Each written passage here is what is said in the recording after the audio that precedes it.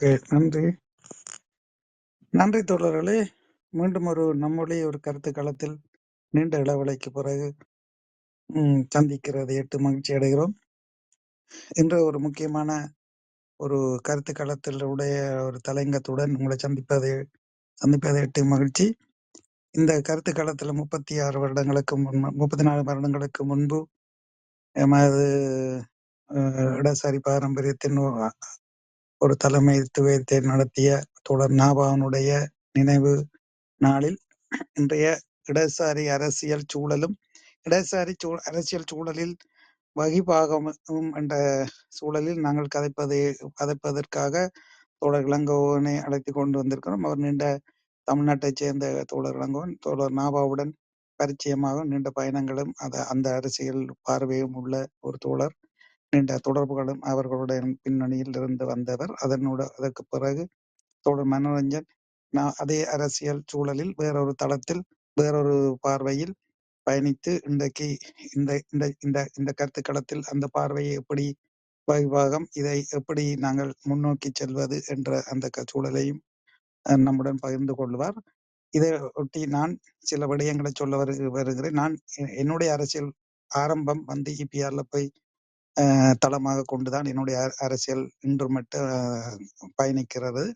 இருந்து நான் பிறகு இபிடிபிக்கு போய் அதனுடைய முக்கியமான நபராக பரிணமித்து இன்றைக்கு நான் எந்தவித கட்சி அரசியலும் இல்லாத என்னால் முடிந்த ஒரு பார்வையுடன் அரசியல் பயணத்தை மேற்கொண்டு வருகிறேன்.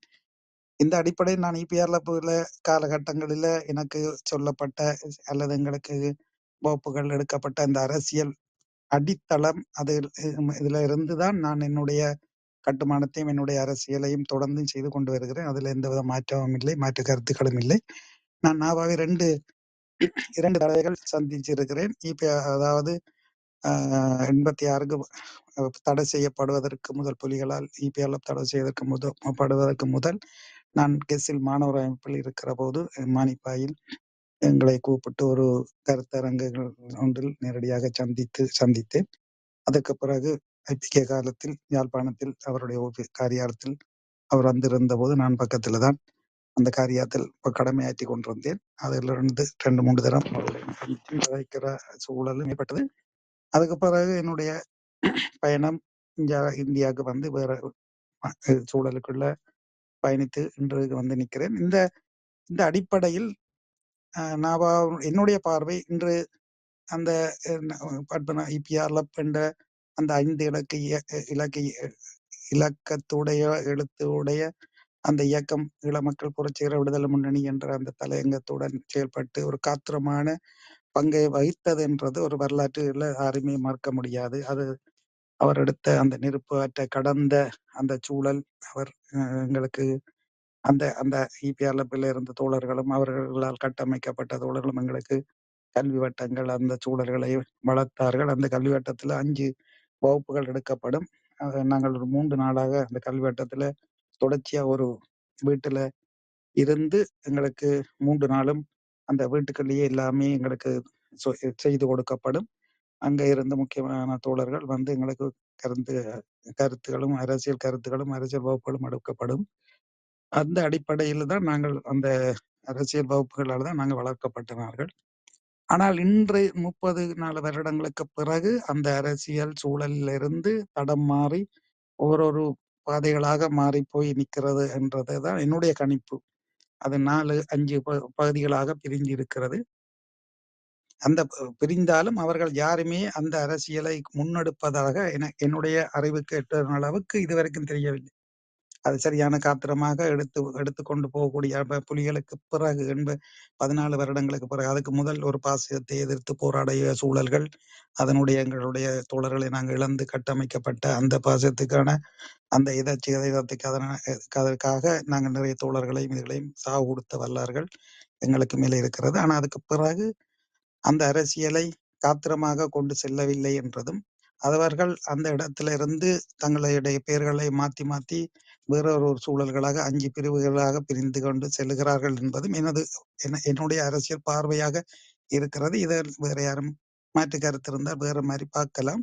ஆனால் அவர்கள் அந்த அந்த அடிப்படையில தான். ஆனாலும் இன்று நாபாவனுடைய அரசியல் அந்த அந்த பாரம்பரியத்தில இருந்து வெளியால பேசப்படுகிறது என்றது வெளிச்சூழலுக்குள்ள வெளி அரசியல் பார்வைக்கு இடதுசாரி சூழல்களுக்குள்ள அவர் வைத்த வைபாகம் பேசப்படுகிறது, கடந்து செல்லுகிறது, கடத்தப்படுகிறது. அடுத்த தலைமுறை அதை தூக்கி கொண்டு அதை தேவைகளை உள்வாங்குகிறது என்றது ஒரு அவதானிப்பு கூடாக எனக்கு கிடைத்த என்னுடைய அவதானிப்பு. அந்த அடிப்படையில் தான் நாங்கள் இன்று நம் மொழியில் நாவோட மீள் வாசிப்புக்கான அரசியல் என்ற தட்பவெப்பநிலை என்ற தலையங்கத்துடன் அந்த அரசியல் அந்த பேசப்பட வேண்டும் அல்லது பேசப்படக்கூடிய சூழல் ஏன் உருவாகிறது அல்லது ஏன் தேங்கி நிற்கிறது என்றதை அடிப்படையில் தான் நாங்கள் இந்த கருத்தாடலை செய்யறதுக்காக முயற்சிக்கின்றோம். செய்ய உத்வேகம் தந்திருக்கிறது. அந்த அடிப்படையில் இதை ஒழுங்குபடுத்திய நம்முடைய பிரதம ஆசிரியர் அவர்தான் தோழர் இளங்கோவரை எடுத்து இந்தியாவுக்கு போய் சந்திச்சு அவருடைய தொடர்பு, அந்த அடிப்படையில் அவர் அந்த ஒழுங்குகளை மேற்கொண்டு அவர் இந்த சூழலை உருவாக்கி இருக்கிறார். அந்த அவர் எதற்காக இந்த சூழலும் இந்த வாசிப்பும் தன்னுடைய அறிவுக்கு எட்டினபடி இந்த சூழலை எப்படி பார்க்கிறார் என்றதை தோழர் நிக்சன் கூறிக்கொண்டு தோழர் இளங்கோவனை நாங்கள் அழைப்பதற்கு கேட்கிறோம். தோழர் நிக்சன் கதைங்க. வணக்கம். இன்று இந்த நம்முடைய அமர்வுக்கு வந்திருக்கின்ற நண்பர்கள் தோழர்களுக்கு முதலில் வணக்கத்தையும் நன்றியையும் தெரிவித்துக் கொள்கின்றேன். இன்று அரசியல் செய்பவர்களுடைய அரசியலை பற்றி பார்க்கின்ற பொழுது அவர்களுக்கு மட்டும்தான் தெரியும் அந்த அவர்கள் செய்கின்ற அரசியலை பற்றினது. அது எதுக்காக செய்கிறார்கள் என்பது கூட அவர்களுக்கு தான் தெரியும். இப்ப நாபா என்பது என்ன பொறுத்த மட்டும் நான் ஒரு வெளி இந்த இபிஆர்எல் அல்லது இபிஆர்எல் என்ற அமைப்பு அல்லது இடதுசாரி சித்தாந்த அமைப்புக்கு எந்த விதத்திலும் எந்த ஒட்டு உறவும் இல்லாத முகமான ஒரு சூழலில் இருந்து பயணத்தை தொடங்கிய ஒரு நீண்ட காலத்துக்கு பிற்பாடு 1987 இபிடிபி என்கின்ற அமைப்பு ஆரம்பிக்கப்பட்ட பொழுது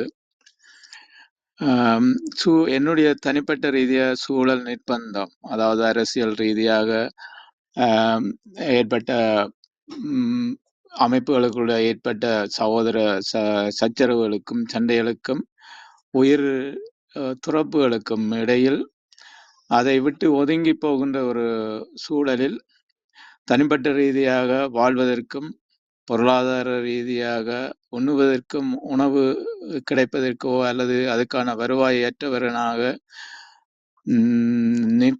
தவிக்கின்ற பொழுது தவித்த பொழுது இந்த இபிடிபியை நோக்கி நகர்ந்திருக்கின்றேன். அன்றிலிருந்து இன்று வரையும் இபிடிபிக்குள் இருந்து ஒரு காத்திரமான என்னுடைய அரசியல் எண்ணங்களை கனவுகளை அல்லது நான் கண்டடைந்த போராட்டம், ஒரு ஈழ விடுதலை போராட்டம் எப்படி அமைய வேண்டும் என்பதனுடைய ஆரம்ப காலத்து எண்ணங்களை கிடைக்கின்ற சந்தர்ப்பங்களில் நான் அதை நடைமுறைப்படுத்தி அதனுடைய விளைவுகளை அல்லது அது மக்களிடம் இருந்தது அல்லது நான் நான் கண்டடைந்த முறைமை சரியானதா என்பதை பார்க்கக்கூடிய ஒரு குறுகிய காலத்துக்குள் அதை பற்றின ஒரு தேடலோடு அந்த அரசியல் வாழ்க்கையை கட்சி அரசியலிருந்து ஒதுங்கி போனவனாக மாறி வந்திருக்கின்றேன்.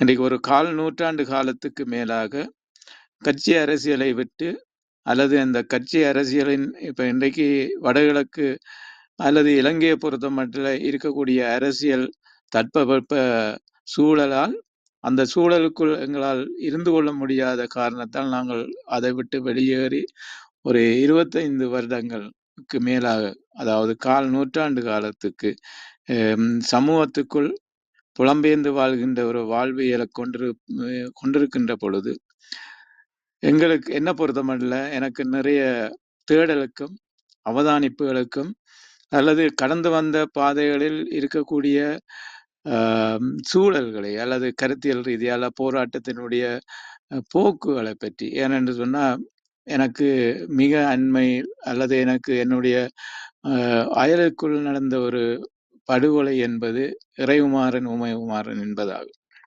அது எங்களுடைய ஊர். நாங்க அந்த நடந்த சம்பவத்துக்கு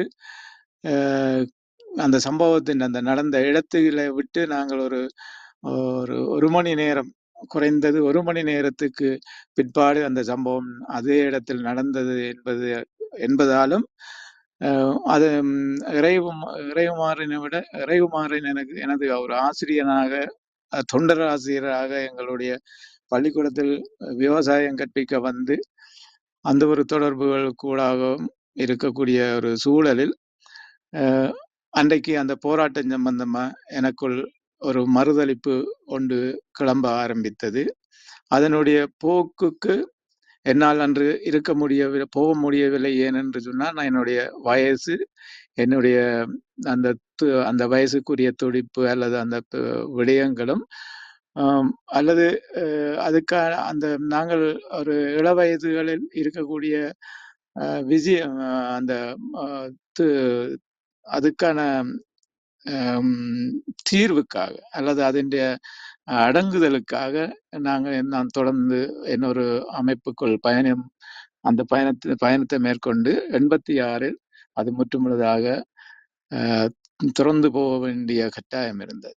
ஆனா 86க்கு பிற்பாடு எனது பயணம் என்னுடைய அடுத்த கட்ட சூழலுக்கு என்னால் பயணிக்க முடியாமல் நான் நட்ட நடுவில் தத்தளிப்பவனாகவும் வறுமைப்பட்டவனாகவும் உடுப்பதற்கு அடுத்த உடுப்பு அற்றவனாகவும் ஒரு பிரச்சனை அந்த இறுக்கமான ஒரு சூழலுக்குள் வருகின்ற பொழுது நிற்கதியான நேரத்தில் நான் திரும்ப இந்த சூழலுக்குள் வருகின்றேன். ஆனால் நான் என்ன பொறுத்தமட்டில் தோழர் நாபாவை பார்க்கின்ற ஒரு விடயம் இப்படித்தான் பார்க்கின்றேன். தோழர் நாபா இறந்ததுக்கு பிற்பாடு அதே காரணம் என்பது நாங்கள் பெரிது ஒரு சம்பவத்தில் பேசினாலும் பிற்பாடு இன்று வரைக்குமான அந்த பாசறையிலிருந்து வெளிவந்த அமைப்புகளாகவும் சரி, தலைவர்களாகவும் சரி, இன்றைக்கு முன்னிலையில் இருக்கக்கூடியவர்களுடைய அரசியல் சேர்ந்துதான் அந்த நாபாவினுடைய அரசியல் அல்லது அவருடைய தேடல் அல்ல அவருடைய தத்துவம் அல்ல தர்க்கம் என்பதா இருக்கும். ஆனா நாம் பொதுவாக ஒரு வரியில் சொல்லுவதா இருந்தால், மக்களுடைய இயலாமை அல்லது துயரங்கள், துன்பங்கள், கஷ்டங்கள் அல்லது அவர்களுடைய வாழ்வியலுடைய பிரச்சனைகளை நோக்கி தேடி தானாகவே தேடி அதை நோக்கி நகர்ந்து இருக்கிறார் என்பது முதல் விடயமாக பார்க்கின்றேன். அந்த விடயத்தில் அவர் ஒரு திசை மாறி வந்தவராக என்ற ஒரு கேள்வியை எனக்குள் இன்று ஏற்படுத்தி 2009க்கு பிற்பாடு இந்த அவரிடம் இருந்து வெளியே வந்த அல்லது அவரை பின்தொடர்ந்து வருகின்றோம் என்று சொல்லுகின்றவர்கள் செய்கின்ற அரசியலின் போக்கில் அல்லது அவர்கள் உரையாடுகின்ற வார்த்தைகளின் இருந்து சிந்திக்க தோன்றியது. ஏனென்று சொன்னால், அவர் ஒரு ஞானியாகவோ ஒரு சாமியாராகவோ தன்னுடைய உளவியல் ஆன்மீகம் ரீதியாக பயணத்தை மேற்கொள்ள வேண்டிய ஒரு ஆள் ஒரு அமைப்பு ரீதியாக ஒரு கட்சிக்குள் வந்துவிட்டாரோ என்ற ஒரு சந்தேகத்தை ஏற்படுத்துகின்றது. ஏனென்று சொன்னால், அவர் கண்டடைந்த தன்னுடைய அடிப்படை இந்த சித்தாந்தத்தை தேடுவதற்கோ இந்த மக்களுடைய வாழ்வியலை சிறப்புற கொண்டு வர வேணும் என்பதற்காக முனைந்த ஒரு புத்தனை போன்று தன்னை தொடங்கி இருக்கிறார். ஆனா இதுதான் வழியா இருக்கின்ற பொழுது அவர் என்ன பொருத்தமல்ல, இன்றைக்கு நாங்களும் இன்றைக்கு ஒரு வளர்முக நாடுகளுக்குள் வந்து எங்களை எந்த ஒரு மன கழிவிறக்கமும் இல்லாமல் அல்லது இந்த வாழ்வியலோடு ஒத்து வாழக்கூடிய மனநிலைமை ஏன் இருக்குது என்று சொன்னால், எங்களுடைய அடிப்படையை நாங்கள் அடிப்படையிலிருந்து விடுதலையாவது செய்யப்படவில்லை என்பதுதான் என்னுடைய கண்டடைவாக இருக்கின்றது. நாம் பிறந்து நான் தான் வந்து அல்லது நான் பார்த்து அல்லது என்னை வளர்த்து எடுக்கின்ற குடும்பமா இருந்தாலும் அப்பனா இருக்கலாம், அம்மாவா இருக்கலாம், சகோதரமா இருக்கலாம், உற்றார் உறவினர்களா இருந்து சமூகமா இருந்து அந்த சூழல் வரை என்னிடம் அடிப்படையில் இன்று வரையும் தொடர்ந்து வருகின்றது. அதற்கான தர்க்கத்தை நான் நிறைய எனக்குள் இருந்து பேசுவதற்கு தயாராக இருக்கின்றேன். ஏனென்று சொன்னால் நான் இன்று சாதியத்தை பற்றி பேசலாம் அல்லது வர்க்க வேறுபாடை பற்றி பேசலாம். ஆனால் என்னால் எவ்வளவு தூரம் அதை நடைமுறையில் அடிப்படை செய்திருக்கிறேன் என்று சொன்னால் ஒரு பிரதேசவாதத்தை உடைக்கத்தான் மட்டும் முடிந்ததே தவிர சாதியத்தை நான் உடைத்து என்னால் நிறுவ முடியாமல் போயிட்டது. ஏனென்று சொன்னால் நான் அந்த சமூக சூழலில் என்னுடைய அரசியலை நிகழ்த்தி இருக்கின்றேன். நான் திருமணம் என்கின்ற விஷயம் வருகின்ற பொழுது நான் சாதாரண ஒரு மனிதனாகவே நான் கன விடயங்களை பார்த்து விட்டேனோ என்கின்ற கேள்வி எனக்குள் வந்து நிற்கின்றது. இந்த அடிப்படையில் இன்று நாங்கள் அந்த மோம் பாசறைக்குள் இருந்து வந்தவர்கள் சொல்லுகின்ற வார்த்தைகளும் அல்லது ஒரு தலைவரை தங்களுடைய தலைவர்களை பார்த்து சொல்லுகின்ற வார்த்தைகளிலே கட்டையில் படுத்திருக்கின்றார், முழு நேரமாக ஓடி ஓடி உழைக்கின்றார் என்றதும் அல்லது சில அடையாளப்படுத்தல்களையும் காமராஜர் என்பதென்றதும் அல்லது என்ன எம்ஜிஆர் என்பது கூடாக எங்க வந்து நிற்கின்றோம் என்பதை பற்றி நாங்கள் யோசிக்க வேண்டும். ஏனென்று சொன்னால் நாங்கள் தொடங்கின இடம் வந்து அல்ல இவர்கள் தொடங்கின இடம் வந்து நாபாவினுடைய புள்ளியில நாபா என்கின்ற புள்ளியிலிருந்து தொடங்கப்பட்டிருக்க அவரிடமிருந்து அரசியல் கற்றுக்கொண்டவர்களாகவும் அல்லது அவருடைய தத்துவம் தர்க்கம் அல்லது கோட்பாடுகளை உள்வாங்கியவர்களாகவும் வந்திருப்பார்கள் என்று இருக்கின்ற பொழுதுதான் ஒரு பொன்னாவளி சுண்ணாம்புக்கல் அகழ்வு பிரச்சனைகள் வருகின்ற பொழுது முதலாளிக்கு முதல் போடுகின்றவனுக்கும் லாபம் தேவை என சொல்லுகின்ற ஒரு வார்த்தை அரசியலும் சாதியை பற்றி கேட்கின்ற பொழுது அந்த சாதி இன்றைக்கு அப்படி இல்லை ஒன்றும் இல்லைன்னு சொல்லி அப்ப ஒரு முழு பூசணிக்காய ஒரு ஒரு தட்டு சோத்துகள் புதைப்பதாக சொல்வதற்கும் அல்லது அது யாருடைய அரசியல் பிரச்சனைக்காக அதை எடுத்து வருவதாக சொல்வதற்குமாக நாங்கள் இந்த பயணங்களை மேற்கொண்டு வருகின்றோம் என்ற சூழலை பார்க்கின்ற போது நாபா மீது நாங்கள் நாபாவை கூட்டி வந்து ஒரு பொது மன்றத்தில் வைத்து விசாரணை செய்ய வேண்டிய கட்டாயத்துக்கு வந்திருக்கின்றோம். அதுதான் சீலன் சொன்ன மாதிரி நாவாவுடைய நிழலோ நாவாவுடைய வளர்ப்போ அல்ல நாவாவுடைய பாசறையை தாண்டிய வெளித்தளத்துக்கு நாபா இன்றைக்கு கொண்டு வரப்பட்டிருக்கின்றார். அது அவசியமானதும் கூட. நாங்கள் அவரை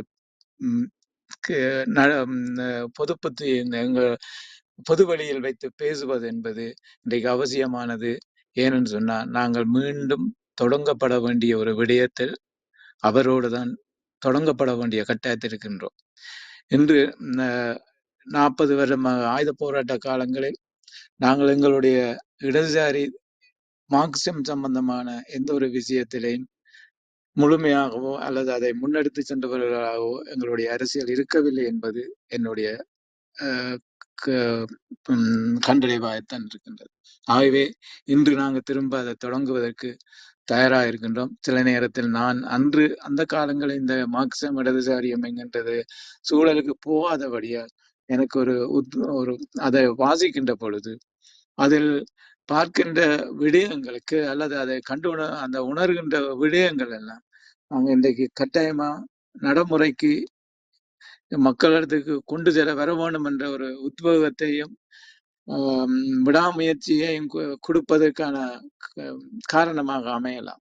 ஆகவே நான் என்ன பொறுத்தவரை நான் நாபாவோட கூட இருந்துதான் அல்லது அவரையும் கூட்டிக் கொண்டுதான் அல்லது அவரோடு ஒரு உரையாட நிகழ்த்தி கொண்டுதான் அல்லது அவரோட சண்டை பிடிச்சு கொண்டு அல்லது நீ செய்தது பிரச்சனை என்று சொல்லி அல்லது பிள்ளையை நீயும் உங்க பிள்ளை விட்டுட்டா என்று சொல்லி கொண்டுதான் நான் அவர் கூட கைகோத்து கொண்டு நான் நடக்க தொடங்க வேணும் என்பதுதான் என்னுடைய முடிவாக இருக்கின்றது.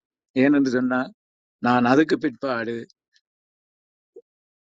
நாபாவை வேற யாரும் கூட்டிட்டு வந்திருந்தார்கள்டா நான் இன்றைக்கு அவர்களுடைய கையை பிடித்து அல்லது டக்கியனுடைய கையை பிடித்து கொண்டு நான் டக்கியோட நாபாவை பற்றி பேசிக்கொண்டு அல்ல நாபாவினுடைய பிற விஷயத்தை அவரோட தர்க்கம் பண்ணிக்கொண்டு அல்லது அவர் தர்க்கம் பண்றதுக்கான அவர் அரசியல் இருந்திருக்குமா இருந்தால் நான் அடுத்த கட்ட பயணத்துக்கு போயிருந்திருப்பேன். எனக்கு ஒரு 3 தலைமுறைக்கான காலம் மிச்சப்படுத்தப்பட்டிருக்கு. ஏனென்றா நான் டக்கியில இருந்துதான் தொடங்கப்பட்டிருப்பேன். அப்ப இன்னொரு நாலந்து படிகளை நாங்கள் கடந்து வந்தவர்களாக இருந்திருப்போம்.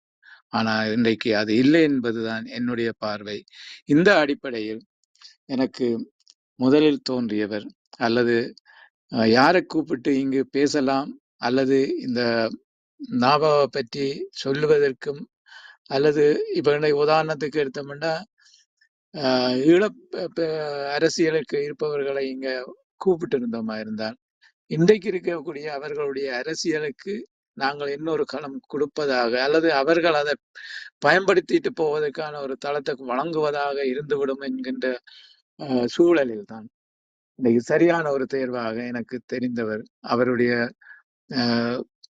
அவரோட உரையாடினதிலிருந்து அல்லது அவர் எங்களுடைய கிளப் ஹவுஸில் உரை நிகழ்த்தினதிலிருந்து அவர் யூடியூப்பில் அவர் கொடுக்கின்ற காணொளி பதிவுகள் இருந்தும் அல்லது அவர் முகநூலில் இடுகின்ற அல்லது தேவையான இடங்களில் கொடுக்கின்ற பதிவுகளில் இருந்து இன்றைக்கு சரியானவர் இவராகத்தான் இருக்க முடியும். நாபாவை வெளியில் இருந்து அல்லது எங்களுடைய ஈழ அரசியலை புரிந்து கொண்டு ஈழ அரசியலினுடைய போக்கு இன்றைக்கு ஏனென்று சொன்னா தமிழகத்தை பொறுத்த மட்டும் இதே மாதிரியான ஒரு சூழலுக்குள் எப்படி மாநில சுயாட்சிக்குள்ளாட என்று அது ஒரு அடுத்த கட்டத்துக்கு நிற்கின்றது அல்லது இன்றைக்கு அதுக்கு ஒரு அடுத்த போராட்டத்துக்கான ஒரு தயாரிப்புக்குள்ள அது நிற்கின்றது என்பது கூடாக அந்த அனுபவத்தினூடாக எங்களுடைய எழுச்சியையும் வீழ்ச்சியையும் அல்லது நாமாவினுடைய இருப்பும் பங்களிப்பும் இல்லாமையும் என்பது பற்றி அவருக்கு உரை நடத்துவதற்கு சரியான தேர்வாக இருக்கும் என்பது அவரை அழைத்திருந்தேன். அந்த அழைப்பை அவர் ஏற்றுக்கொண்டு அதுக்கான களத்துக்கு வந்திருக்கின்றார். முதலில் அவருக்கு என்னுடைய மனமார்ந்த தோழம வணக்கத்தை தெரிவித்துக் கொண்டு அவரை பேசுவதற்கு அழைக்கின்றேன். நன்றி, வணக்கம்.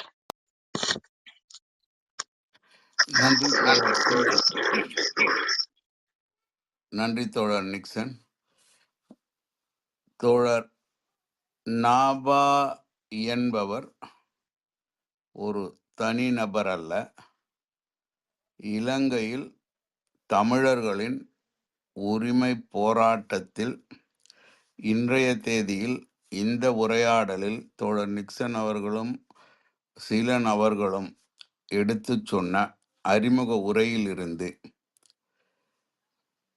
என்ன தெரிய வருகிறதுனால் அவர் ஒரு சித்தாந்தமாக மாறியிருக்கிறார்.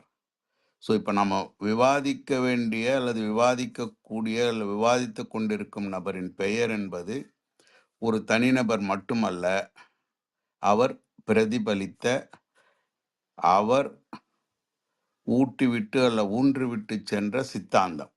இப்போ தமிழர் உரிமை போராட்டத்தில் நம்ம இப்போ பார்த்தோம்னா நீங்கள் சொல்கிற மாதிரி பல்வேறு கட்சிகள் இன்னைக்கு இருக்காங்க, அரசியல் செய்துக்கிட்டு இருக்காங்க, மக்களால் தெரிவு செய்யப்பட்டுக்கிட்டு இருக்காங்க, மக்களால் தெரிவு செய்யப்படாமல் இருக்காங்கன்னு நம்ம பார்த்துக்கிட்டு இருக்கோம். ஆனால் அதே தமிழர் போராட்டத்தில் சித்தாந்தமாக ஒரு நபர் உரிமை போராட்டத்திலிருந்து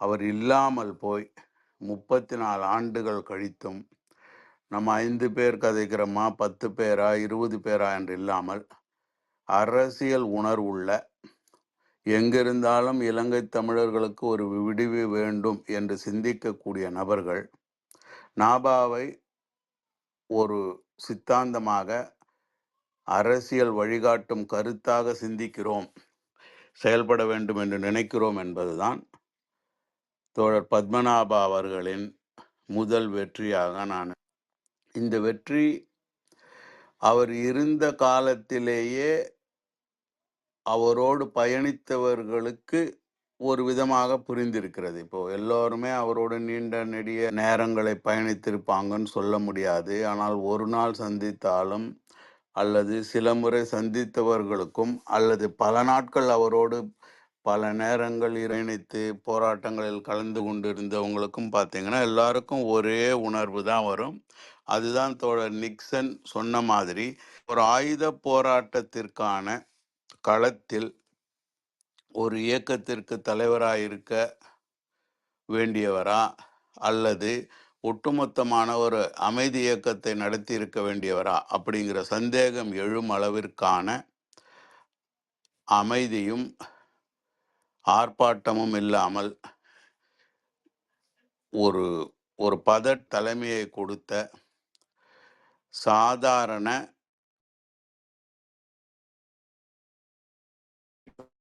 ஒரே புள்ளியில் இணைக்கக்கூடிய சக்தி படைத்த நபராக தோழர் நாபா திகழ்ந்தார். இதை அவரோடு பழகிய பயணித்த கருத்து முரண்பட்ட கருத்து ஒற்றுமைப்பட்ட அனைவருக்கும் தெரிய வரும்.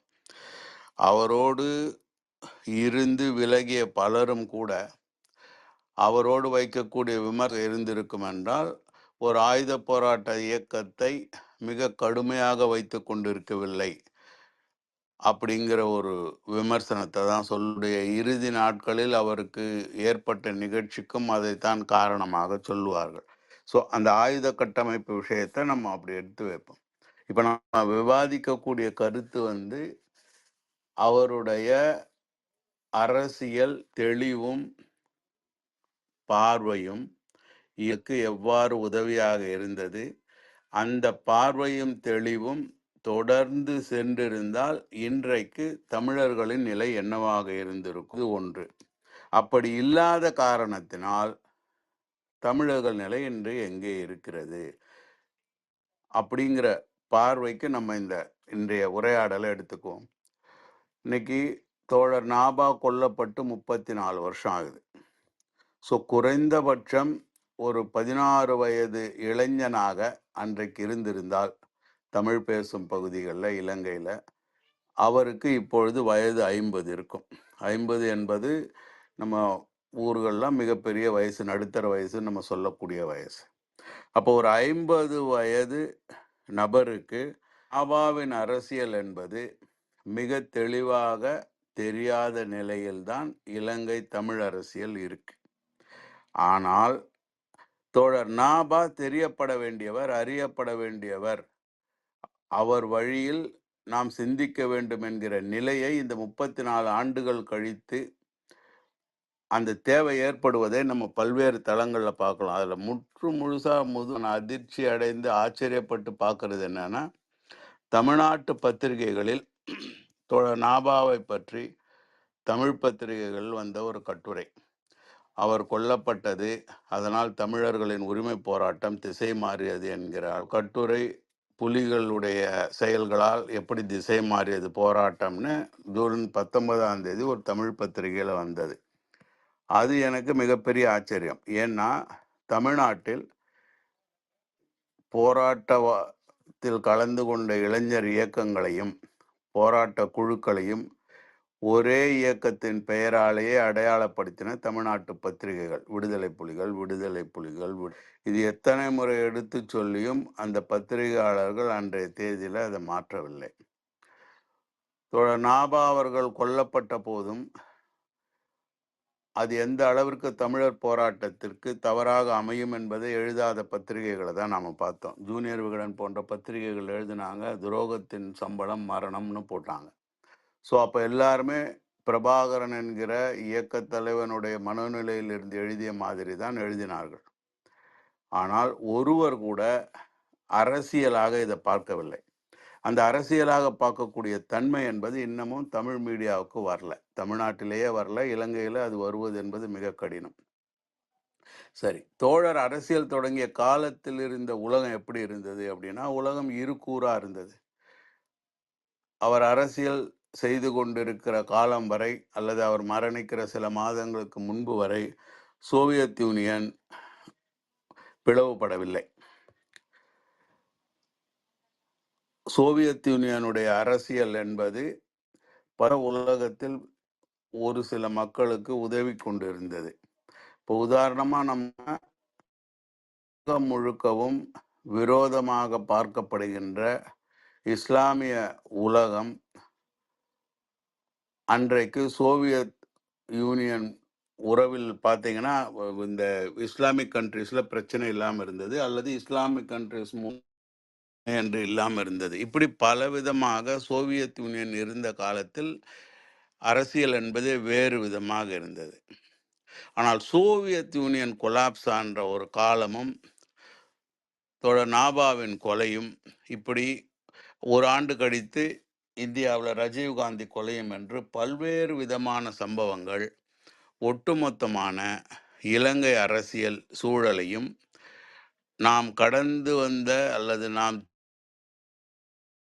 கொண்டிருந்த பாதையில் ஒரு தெரியாத நிலைமையை அனைவருக்கும் ஏற்படுத்தியது அப்படின்னு தான் நம்ம சொல்லணும். என்ன நடக்கிறது என்றே தெரியவில்லை. ஒன்று, இயக்க ரீதியாக பார்த்தீங்கன்னா தோழர் நாபா மட்டுமல்ல, அவரோடு சேர்ந்து அவருடைய அரசியல் தலைமை குழுவின் பல்வேறு தலைவர்களும் கொல்லப்படுறாங்க. ஸோ அந்த இயக்கம் ஒரு மிகப்பெரிய செட்பேக்கை சந்திக்குது, பின்னடைவை சந்திக்கிறது. அதோடு மட்டுமல்ல, திரும்ப எழுந்து ஒன்றிணைக்கலாம் என்று பார்த்தால் இந்திய இலங்கை ஒப்பந்தத்தை ஏற்றுக்கொண்டு இந்தியாவுடைய அனுசரணையோடு ஒரு ஜனநாயக கட்டமைப்பை அங்கு கொண்டு வரலாம். ஒரு இந்தியாவை போன்ற ஒரு மாநில அமைப்போடு தமிழ் பேசும் மாநிலங்களுக்கு அவர்களுக்கான உரிமை, அவர்களுக்கான செயல்பாடுகளில் மற்ற இடங்களிலிருந்து அழுத்தம் வராது. அதனால் கலாச்சார, பண்பாட்டு, ஜனநாயக உரிமைகள் மீறப்படாத ஒரு நிலை எழுதப்படும் என்கிற நம்பிக்கையோடு செயல்படலாம் என்று சென்று கொண்டிருந்த பொழுது அந்த ஆட்சி முடிவுக்கு வருகிறது. அதன் பிறகு ராஜீவ்காந்தியும் கொல்லப்படுறார். இப்போ இப்படி பார்த்தோம்னா நம்ம சென்று வந்த பாதை எல்லாமே தோல்வி தோல்வி தோல்வி என்ற நிலைமையில் அன்றைக்கு செயல்பட்டு கொண்டிருந்த பல செயல்பாட்டாளர்களுக்கு வழிகாட்டியாக ஒன்றும் பிரச்சனை இல்லை, நம்மால முடியும் அப்படின்னு சொல்லக்கூடிய, அதாவது தோழர் நாபாவோட பழகி இருந்தவங்களுக்கு நல்லா தெரியும், நோ ப்ராப்ளம் என்பது தான் அவருடைய தாரக மந்திரமா இருக்கும். பிரச்சனை இல்லை பார்த்துக்கலாம், பிரச்சனை இல்லை பார்த்துக்கலாம்னு சொல்லி அந்த அந்த நிலைமை இல்லாத பொழுது பல்வேறு சிக்கல்களுக்கூடாக அந்த இயக்கம் பலவிதமாக சிதறுண்டு போச்சு. தோழர் நாபா எல்லாவித திறமையாளர்களையும் ஒரு நேர்கோட்டில் இணைத்தார். அவங்க சாதாரண உழைப்பாளியாக இருக்கலாம், அல்லது ஒரு யூனிவர்சிட்டி லெவல் ப்ரொஃபஸராக இருக்கலாம், இல்லை மிகப்பெரிய இன்டலெக்சுவலாக இருக்கலாம். ஆனால் நாபா இல்லாத ஒரு காலத்தில் எவ்வளவுதான் அந்த சித்தாந்தத்தின் வழியில் நாங்கள் நடைபெற்றோம் என்று மற்றவர்கள் சொல்லி கொண்டாலும் அவர்களால் ஒரே நேர்கோட்டில் பயணிக்கின்ற நிலைமையை ஏற்படுத்தி கொள்ள முடியவில்லை. அதன் பிறகு என்ன நடந்தது அப்படின்னு பார்த்தீங்கன்னா, இலங்கையில் உள்ள தமிழ் மக்கள் நம்மளை ஏற்றுக்கொள்ளணும், இலங்கையில் உள்ள தமிழ் மக்கள் இந்த கொள்கையை ஏற்று தங்களை உயர்த்தி கொள்ளணும் என்று செயல்பட்ட ஒரு இயக்கம் பிளவுபட்ட பிறகு மக்கள் நம்மளை ஏற்றுக்கொள்ள என்ன செய்தால் நம்ம அங்கு இருக்க முடியும், எப்படி அரசியலில் நம்ம அடையாளத்தோடு இருக்க முடியும் என்று சில திசை வழியே போயிட்டாங்க. ரைட். என்னதான் நடந்தாலும் ஒரு குறிப்பிட்ட 15 ஆண்டுகளுக்கு முன்பு வரை 2009 வரை எந்த ஒரு திட்டத்தையும் செயல்படுத்த முடியாத ஒரு நிலை இருந்தது. அதற்கு காரணம் புலிகளுடைய இயக்கம், அவர்களுடைய தாக்கம். சரி, அவர்களாவது வெல்லுவார்களா என்று பார்த்து கொண்டு பல்வேறு அரசியல் செய்த சக்திகளும் டோட்டலாக அவங்களுக்கு சரணடைந்தாங்க. ஆனால் அந்த நிலைமை வந்த பிறகு அந்த காரணங்களால் பிளவுபட்டு தவறான கொள்கைகள் எடுத்து அழியக்கூடிய சூழ்நிலை இருந்து ஒரு முட்டுச்சந்தில் வந்து நின்றது தமிழர்களுக்கான விடுதலை இயக்கம். அதன் பிறகாவது ஒரு அனலிட்டிக்கலா இப்படியெல்லாம் நடந்துட்டது, இந்த விஷயம் நடந்தது என்று அனைவரும் ஒன்று சேர்ந்து ஒரு அரசியலை எடுப்பார்களா என்று பார்த்தால் நான் என்ன பார்த்தேன் அப்படின்னு கேட்டிங்கன்னா, விலகி நின்று தமிழ்நாட்டில் இருந்து இந்தியாவில் இருந்து கொண்டு தமிழரசு கட்சி, TULF, இந்த கட்சி, இந்த சாதி, இந்த இயக்கம் இவெல்லாம் ஒட்டுப்போதும் இறுதியில் என்ன நடந்தது அப்படின்னு பார்த்தீங்கன்னா, ஒட்டுமொத்த ஆயுத குழுக்களுக்கான அரசியல் பின்னடைவை சந்தித்து ஆயுதம் ஏந்துவதற்கு முன்பாக நடத்தி கொண்டிருந்த அரசியல், அந்த அரசியல் கட்சிகள், அந்த அரசியல் தலைமை மீண்டும் அரசியலாக பரிணமித்தது.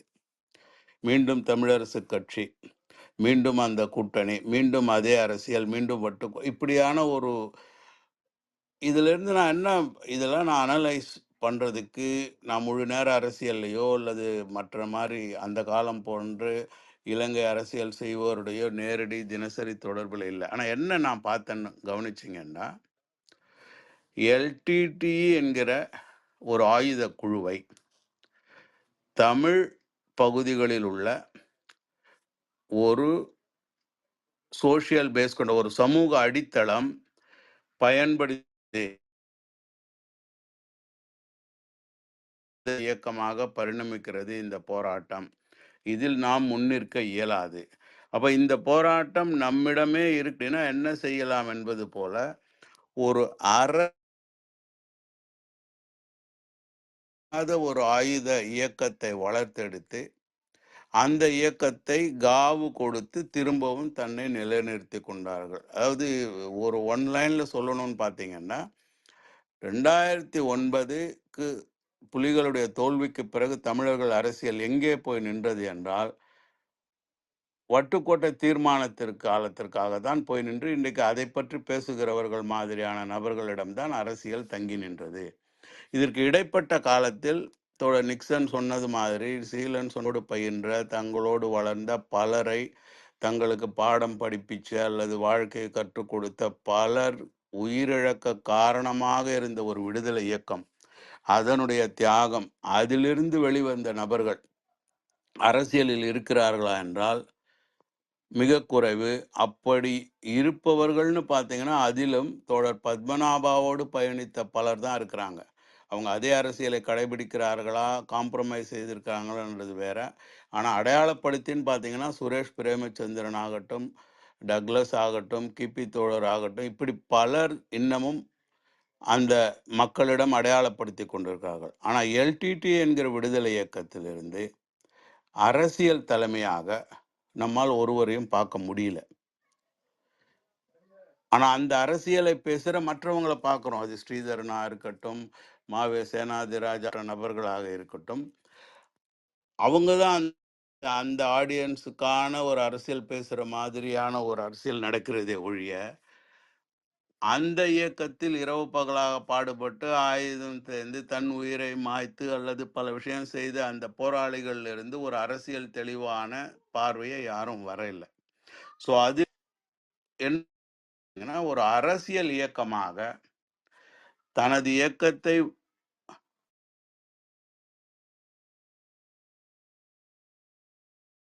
வகுப்புகள் எடுத்தார்கள்.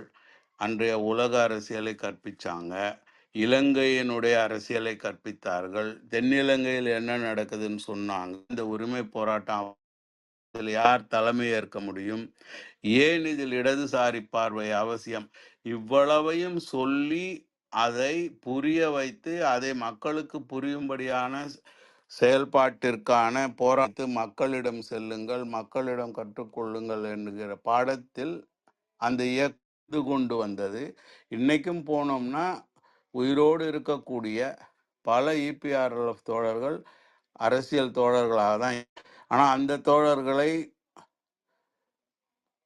இப்படி இபிஆர்எல்எஃப்லேருந்து பிரிந்து சென்று அல்லது ஒதுங்கி நின்று அல்லது அரசியல் செய்யக்கூடிய யாராவது முழுமையாக ஆர்கனைஸ் பண்ணியிருக்காங்கன்னா இல்லை.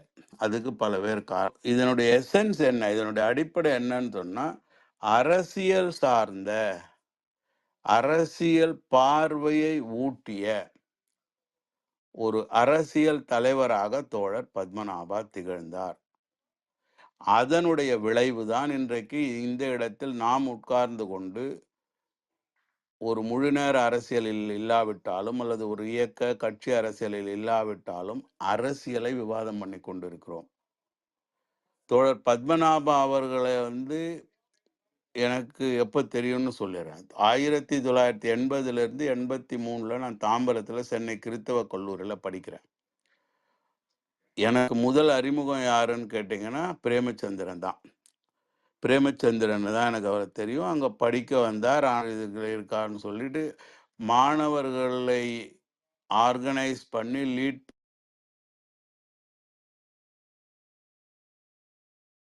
மாணவர் இயக்கங்களை நடத்துவதற்கு கிறிஸ்டியன் காலேஜ் ஸ்டூடெண்ட்ஸ் ஆர்கனைஸ் பண்ணுறது தான் என்னது வேலையாக இருந்தது.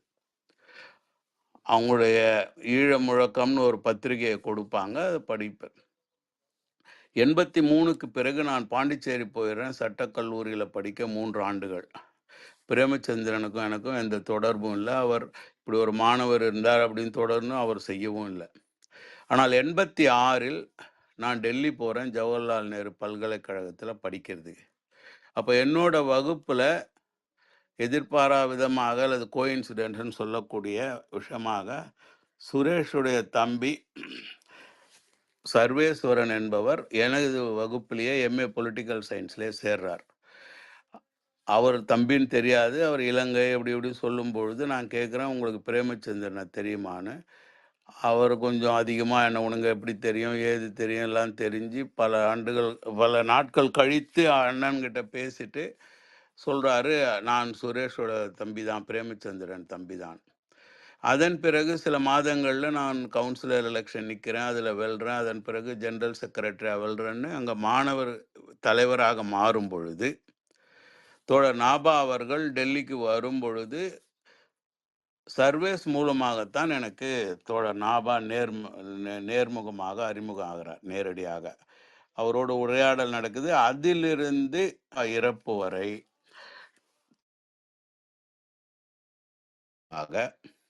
இலங்கை அரசியலில் டெல்லியில் பல அரசியல் கட்சிகளை சந்திப்பதற்கும் இபிஆர்எல்எஃப் சார்பான கருத்திற்கும் என்று ஒரு அந்த என்ன செய்வாரோ அந்த அளவிற்கான முழு நேரமாக என்னை பயன்படுத்தி கொண்டார் தோழர் நாபா. அந்த இயக்கம் அதில் தான் வரதராஜ பெருமாள், தோழர் சாந்தன், பிரேமச்சந்திரன் இப்படி பலரும் வந்தாங்கன்னா நம்ம சந்திக்கவும் வேலை பார்க்கவும். தயான் ஜெயதிலகையுடைய அறிமுகமும் எனக்கு அதன் மூலம்தான் கிடைச்சது. இந்த டைம்ல தான் ஒரு தோழர் நாபாவை 19ஆம் தேதி கொள்றாங்கன்னா அது ஒரு 2 நாளைக்கு முன்னாடி நான் ஒரு ஸ்காலர்ஷிப்பில் நார்வே போக வேண்டியிருக்கு. அப்பொழுது அதற்கு ஒரு வாரத்திற்கு முன்பாக தோழர் நாபா அவர்களுடைய பாதுகாப்பு வேண்டி, தமிழ்நாட்டில் பாதுகாப்பிற்கு அவ்வளவு நம்பிக்கை இல்லை என்பதால் கேரளாவில் ஒரு இடம் வேண்டும், பாதுகாப்பான இடம் வேண்டும் என்று சிபிஎம் ஆஃபீஸில் போய் சிபிஎம் லீடர்ஸை சந்தித்து அதற்கான இடத்தை கேட்கிற ஒரு வேலையை செய்து அந்த இடத்தையும் சரி செய்து கொண்டு ஓகே பண்ணி கொண்டு நான் ஒரு 2 months யூரோப் போயிட்டு வருவேன், அதன் பிறகு சந்திப்போம் என்று தோழர் நாபா அவர்களை இறுதியாக ஏர்போர்ட் போயிட்டு நானும் பரமு என்கிற இன்னொரு தோழர் 2 பேர் தான் இருந்தோம். வழி அனுப்பிட்டு நான் வெயிட் பண்ணுறேன் ஃப்ளைட் எடுக்க. ஆனால் இப்படி ஒரு நிகழ்ச்சி வருது. ஸோ இறுதி நிமிடம் வரை அவரோடு இருந்திருக்கேன். அந்த இறுதி நிமிடம் வரை இருந்ததில் இன்னொரு முக்கியமான மறக்க முடியாத அனுபவம் என்னன்னா, இந்திய இலங்கை ஒப்பந்தத்தின்படி வடகிழக்கு மாகாண அரசு ஏற்பட்டு தமிழர்களுக்கான இந்த பாதையை சீர் செய்து கொண்டு போகணும் என்று இபிஆர்எல்எஃப் மற்ற இயக்கங்களோடு சேர்ந்து பயணித்த வேளையில் அதற்கு நேர்மாறான பணியை புலிகள் பிரேமதாச அவர்களுடன் சேர்ந்து அந்த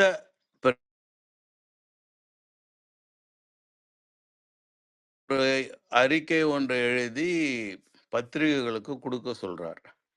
அதுல போர் நிறுத்தம் தேவை, 2 இயக்கங்களும் இந்திய இலங்கை அரசும் புலிகளும் சண்டையை உடனடியாக நிறுத்த வேண்டும், மக்கள் பாதி. ஸோ நான் ஒரு இப்போ எனக்கு எப்படி இருந்ததுன்றதுன்னா, அவங்க 2 பேர் தவறான வழியில் ஒன்று சேர்ந்தாங்க, அடிச்சுக்கிறாங்க, நமக்கு என்ன, இதில் ஒருத்தர் அழிஞ்சாலும் நமக்கு லாபம் தானே என்கிற பார்வை இருக்கிற ஒரு மாணவ பருவம் எனக்கு. நான் நேரடியாக தோழர்கிட்ட கேட்குறேன், தோழர் இப்போது அவங்க 2 பேரும் சேர்ந்து நம்மளை அடிக்க வந்தாங்க, இந்த ஒட்டுமொத்த இந்திய இலங்கை ஒப்பந்தத்தையும் குழப்பினாங்க, இப்போ அவங்க அடிச்சுக்கிறாங்க, இது தவறான பாதை பார்த்தீங்களான்னு நம்ம சொல்ல வேண்டிய நேரத்தில் நம்ம ஏன் போர் நிறுத்தம் கேட்குறோம், இதன் மூலம் புலிகளுக்கு ஒரு அமைதியான தன்மை தானே வரும் அப்படின்ற ஒரு அந்த அரசியலை நம்ம சொல்ல முடியாதுன்னு கேட்டால் இல்லைங்க தோழர். நம்முடைய பார்வை மக்கள். இந்த சண்டையால் யாருக்கு அதிக பாதிப்புன்னு பார்த்தீங்கன்னா மக்களுக்கு தான் அதிக பாதிப்பு. அப்போது இவங்க 2 பேர் நமக்கு எதிரியாக இருக்கலாம். அவர்களை எப்படி சமாளிப்பதென்று வேறு அரசியல் தளத்தில் வேறு பார்வையில் தான் நம்ம நடவடிக்கைகளை எடுக்கணும். ஆனால் சண்டையை நிறுத்தினா தான் மக்கள் பாதுகாப்பாக இருப்பாங்க, மக்கள் அழியாமல் இருப்பாங்க. இது ஜூன் 11 அந்த அறிக்கைக்கு முன்னாடி அதை ஃபைனலைஸ் பண்ணி நான் கொண்டு போய் எல்லா ப்ரெஸ்ஸுக்கும் கொடுக்கறதுக்கு முன்னாடியான செய்தி. ஸோ அவரிடம் இருந்த ஒரு தன்மை என்னன்னா, அல்டிமேட் எல்லா பார்வையும் மக்கள் மீதே. எல்லா புகழும் இறைவனுக்கேன்னு சொல்ற ஒரு இஸ்லாமிய விஷயம் மாதிரி அவருடைய பார்வையில் செயல்பாடுகள் சிந்தனை எல்லாம் இருந்ததுன்னா மக்கள் மீது தான்.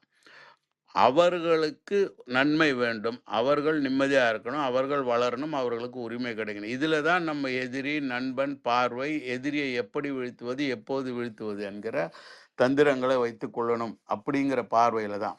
அப்படிப்பட்டவரைத்தான் சென்னையில் வைத்து கொலை. எனக்கெல்லாம் அந்த அதிர்ச்சி பலவிதமாக இருந்தது, நம்ப முடியாம இருந்தது. ஒரு ஒரு மிகப்பெரிய வெறுமையை கொடுத்தது. இந்த பக்கம் சோவியத் யூனியன் பிரச்சனைகள், இது இப்பெல்லாம் ஒரு தோல்வி, ஆப்கானிஸ்தான் புரட்சியோட தோல்வி, இப்படி பல்வேறு விதமாக நம்ம கீழே போயிட்டு இருக்கோ அப்படிங்கிற ஒரு ஒரு ஒரு வெறுமையை தோற்றுவித்த ஒரு ஒரு நிகழ்வாக அந்த சென்னை நிகழ்வு நடந்தது. 2வது நேர்லையும் வர முடியாது, ஐ ஹாவ் டு கோ, இப்படி அதுக்கப்புறம் பல விஷயம் நடந்துச்சுன்னு வச்சுங்க. ஆனால் அதன் பிறகு ஒரு ஒரு உள்ளுணர்வாகவும் அல்லது கம்யூனிஸ்ட் பார்ட்டியிலிருந்து நான் கம்யூனிஸ்ட் பார்ட்டியிலிருந்து வெளியில் வருவதற்கும் இது ஒரு காரணம். நல்லா புரிஞ்சுக்கோங்க. தோழர் நாபாவுக்காக ட்ரிவாண்ட்ரத்தில் இடம் கேட்டு அந்த லாபி பண்ண டைமில் சிபிஎம் பொலிட் பியூரோ மெம்பர் ராமச்சந்திரன், நாங்கள் எல்லாரையுமே பார்த்தோம். EMS, ஹரிகிருஷ்ணன் சிங், சுர்ஜித், இன்னைக்கு இருக்கிற சீதாராம் யெச்சூரி எல்லாரும் பார்க்கும்போது கேரளா இன்சார்ஜுன்னு பள்ளியோட உட்காந்து பேசும் பொழுது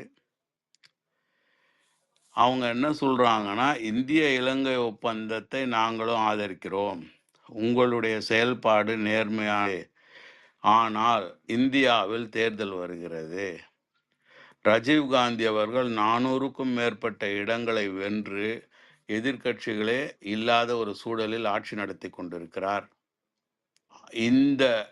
அது மட்டும் இல்லாமல் மிசோராம், நாகாலாந்து, பஞ்சாப், இப்படி இந்தியாவில் இந்திரா காந்தி இறப்பதற்கு முன்பு இருந்த சூழல், அங்கிருந்த மாநில பிரச்சனைகளை எல்லாம் அமைதியை கொண்டு வந்து விட்டார், எல்லா விதத்திலும் வென்று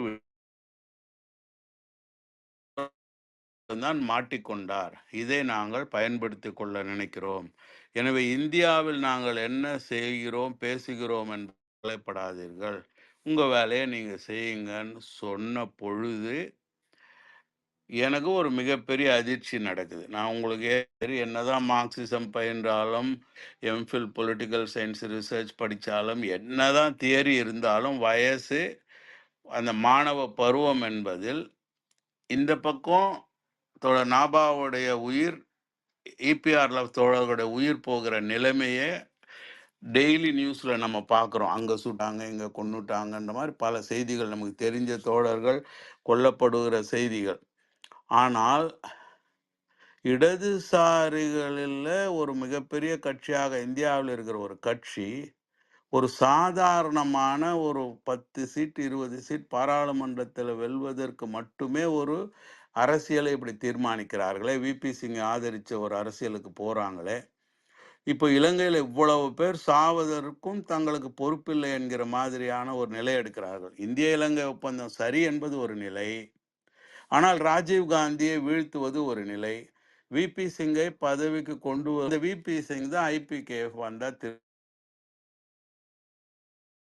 அப்போ இவர்களுடைய அரசியலில் சரியில்லை, இது ஒரு புரட்சிகரமான அரசியல், நம்ம டைம் வேஸ்ட் பண்றோம்.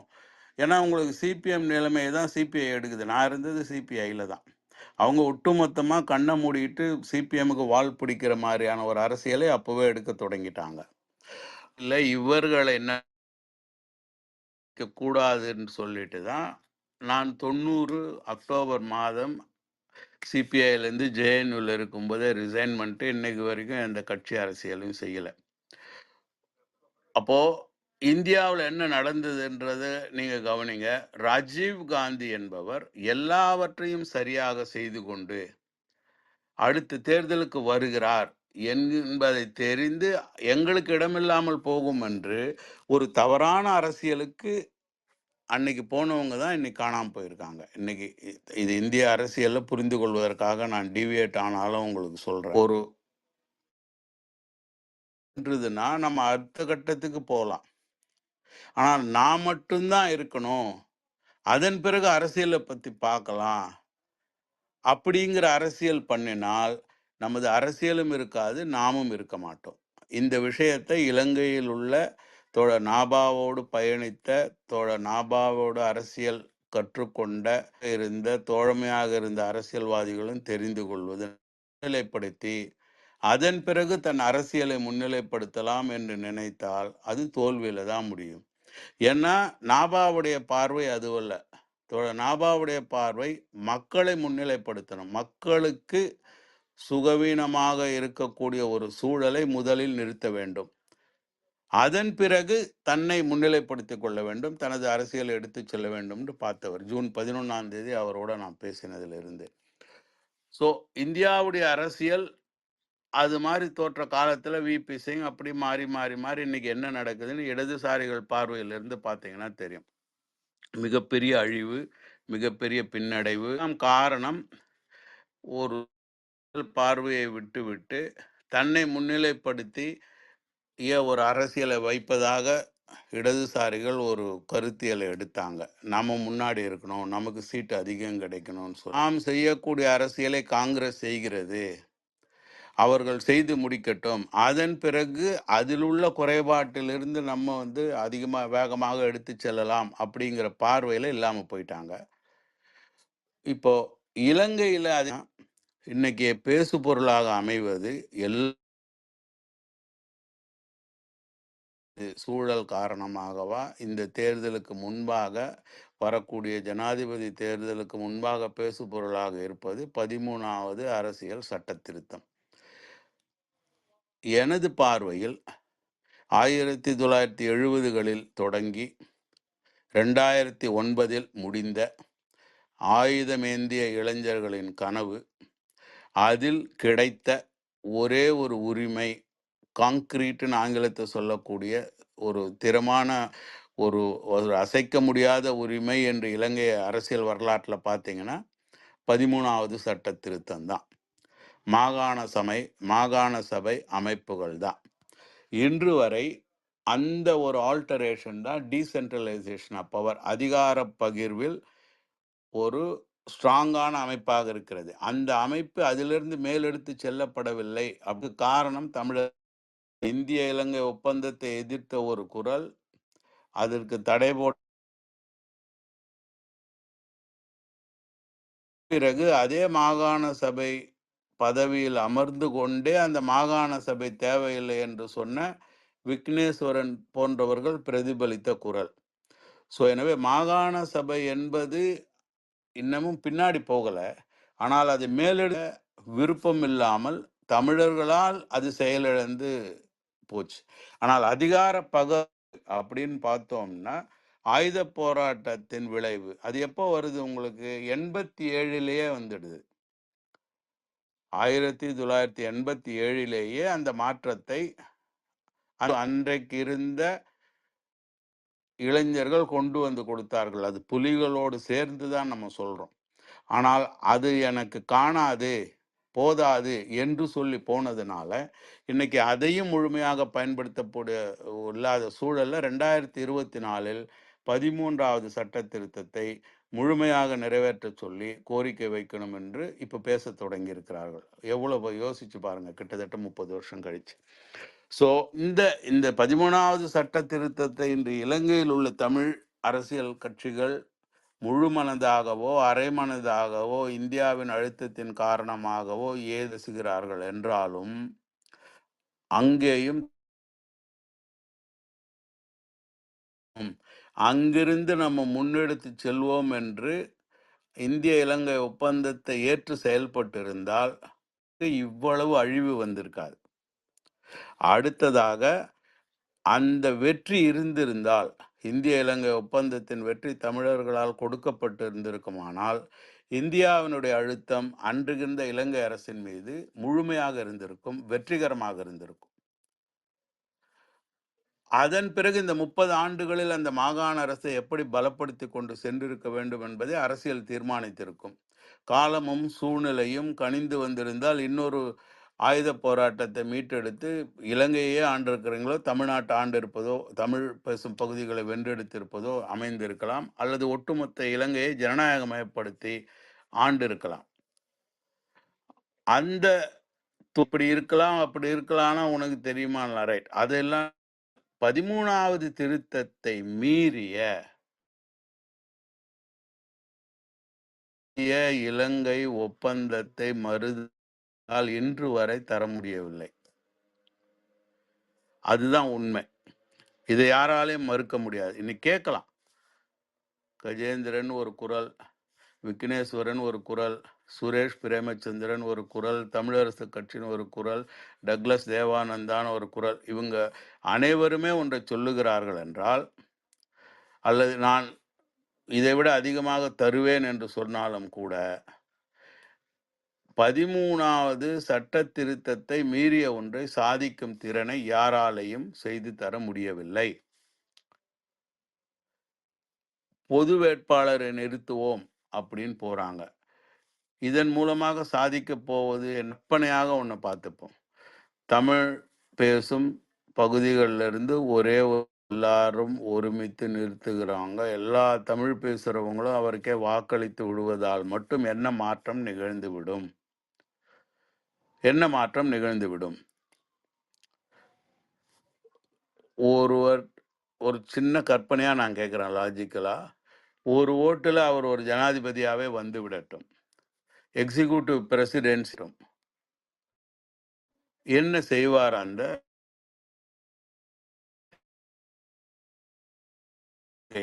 ஜனாதிபதியாக சுரேஷ் பிரேமச்சந்திரனோ டக்ளஸ் தேவானந்தாவோ இல்லை யார், டக்ளஸ் அதை கேட்கல, அப்படிப்பட்ட ஒரு தமிழர் அமர்ந்திருப்பதாக வைப்போம். எக்ஸிக்யூட்டிவ் கான்ஸ்டியூஷன் வந்தாலும் ஒரு தமிழராக, தமிழ் குரலாக அங்கிருந்து கொண்டு ஆஸ் அன் எக்ஸிக்யூட்டிவ் பிரசிடெண்டா நான் இன்று முதல் ஈழத்தை தனியாக கொடுக்கிறேன் என்று கையெழுத்து போட்டு கொடுத்து விடுவாரா? முடியுமா? முடியுமா? அப்போ வேறு ஒரு காரணத்திற்காக இதுக்கு கீழே போனீங்கன்னா அதுக்கான பல காரணங்களை நம்ம விளக்கலாம்.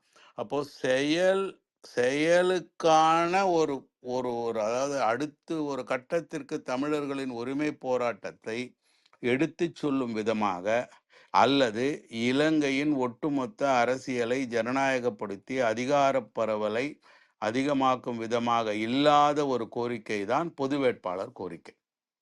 இதனால் என்ன பலன் அப்படின்னு கேட்டால் சொல்வதற்கு யாரும் கிடையாது.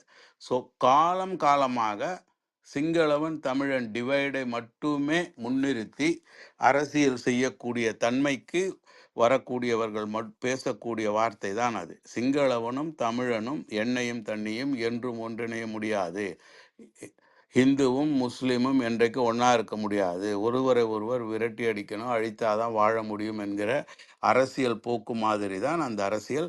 அதை ஒட்டி வாழக்கூடிய சிலருக்கு அது ஒரு வாழ்வு. ஆனால் அதன் மூலமாக உரிமை கூடுமா, தமிழர்களின் உரிமை எந்த விதத்தில் இருக்கும் அப்படின்னு நீங்க ஒரு டீசைஃபர் பண்ணி அடுத்தடுத்த கட்டத்தில் கேட்டால் சொல்றதுக்கு ஆள் இல்லை. அப்போ இந்த நிலைமையிலும் இலங்கையில் இன்னைக்கு வரை நிற்கிறது 13வது சட்ட திருத்தம். அதன் பிறகு அரசியலில் ஓரளவிற்கு தலைமையாக இன்னைக்கு தமிழ் பகுதிகள் தெரிய வருபவர் டக்ளஸ் தேவானந்தாவா தான் இருக்கார். அவர் காம்ப்ரமைஸ் அரசியல் செய்தாரா, தொங்கு சதை அரசியல் செய்தாரா, வேறு விதமாக என்ன சொல்லக்கூடியவர்கள் என்ன வேணாலும் சொல்லிக் கொண்டிருந்தாலும் இன்றைய தமிழ் பகுதிகளில் அரசியலில் நிற்கக்கூடிய ஒரு தனிநபராக நிற்கக்கூடியவராக இருக்கிறவர் டக்ளஸ் தேவானந்தா தான். இப்போ அவருடைய அரசியல் ரணில் இந்த மாதிரி அவருடைய இந்த ஒரு 30-40 வருஷமா தன்னை தற்காத்து கொள்வதற்காக, தன்னை அரசியலில் நிலைநிறுத்தி கொள்வதற்காக ஒரு தனி மனிதனாக அவர் எடுத்த ஸ்ட்ராட்டஜியை தொடர்ந்து அவர் செய்து கொண்டிருக்கிறார். அப்போ அதன் மூலமாக என்ன பலன் அல்லது என்ன பலம் அப்படின்னு பார்த்தீங்கன்னா, எதுவும் இல்லாட்டி கூட இருக்கிற சூழலில் தற்காத்து கொள்ளலாம் அப்படிங்கிற ஒரு எண்ணம். உதாரணமாக தோழர் நிக்சன் சொன்ன மாதிரி ஒரு காலகட்டம் இருந்தது. ஏபிஆர்எஃப் தலைமை துண்டு துண்டா போட்டது, இல்லாமல் போய்விட்டது, சிதறுண்டு போனது. அந்த தோழர்களுக்கு வழிகாட்டி இல்லாமல் இருந்தது.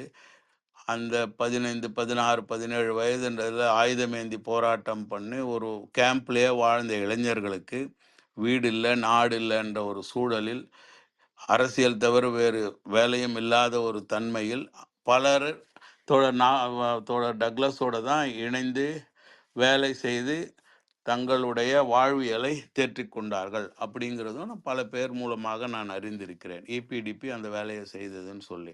ஸோ அந்த சர்வைவலுக்கான ஒரு இடத்திலேயாவது அவர் இருக்கிறார். அப்படிப்பட்ட ஒரு அரசியலுக்கு தேவை இருக்கும் பட்சத்தில் அவர் தன்னை தற்காத்து கொண்டு இருக்கிறார். ஆனால் இந்த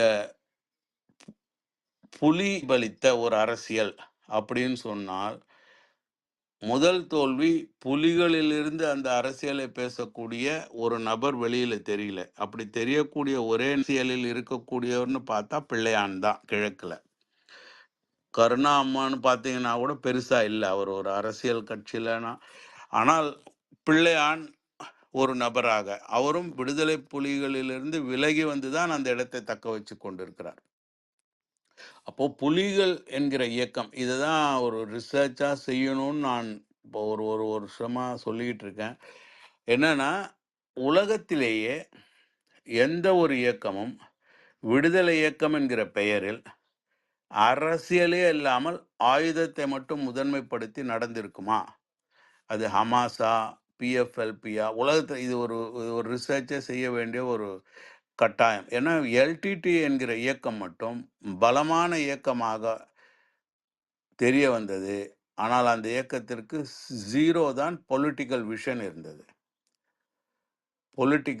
இருந்தது. அவங்க ஒரு சமாதான காலத்தில் கூட பார்த்தீங்கன்னா, அந்த அரசியல் தலைமைக்கு பிரபாகரன் தன்னை காட்டிக்கொள்ள மாட்டார். ஒரு காலகட்டத்தில் அரசியல் தலைமைக்காக மாத்தியா இருந்தார். இன்னொரு காலகட்டத்தில் சுப தமிழ்ச்செல்வன் இருந்தார். இப்படிதான் வேற ஒரு ஆளை, எப்படி ஆர்எஸ்எஸ் என்கிற இந்திய இயக்கம் அரசியல் இயக்கம், ஆனால் அது பல்வேறு மாஸ் ஆர்கனைசேஷனில் நடத்துவது மாதிரி தான் பிஜேபின்னு ஒரு கட்சியை நடத்தும்.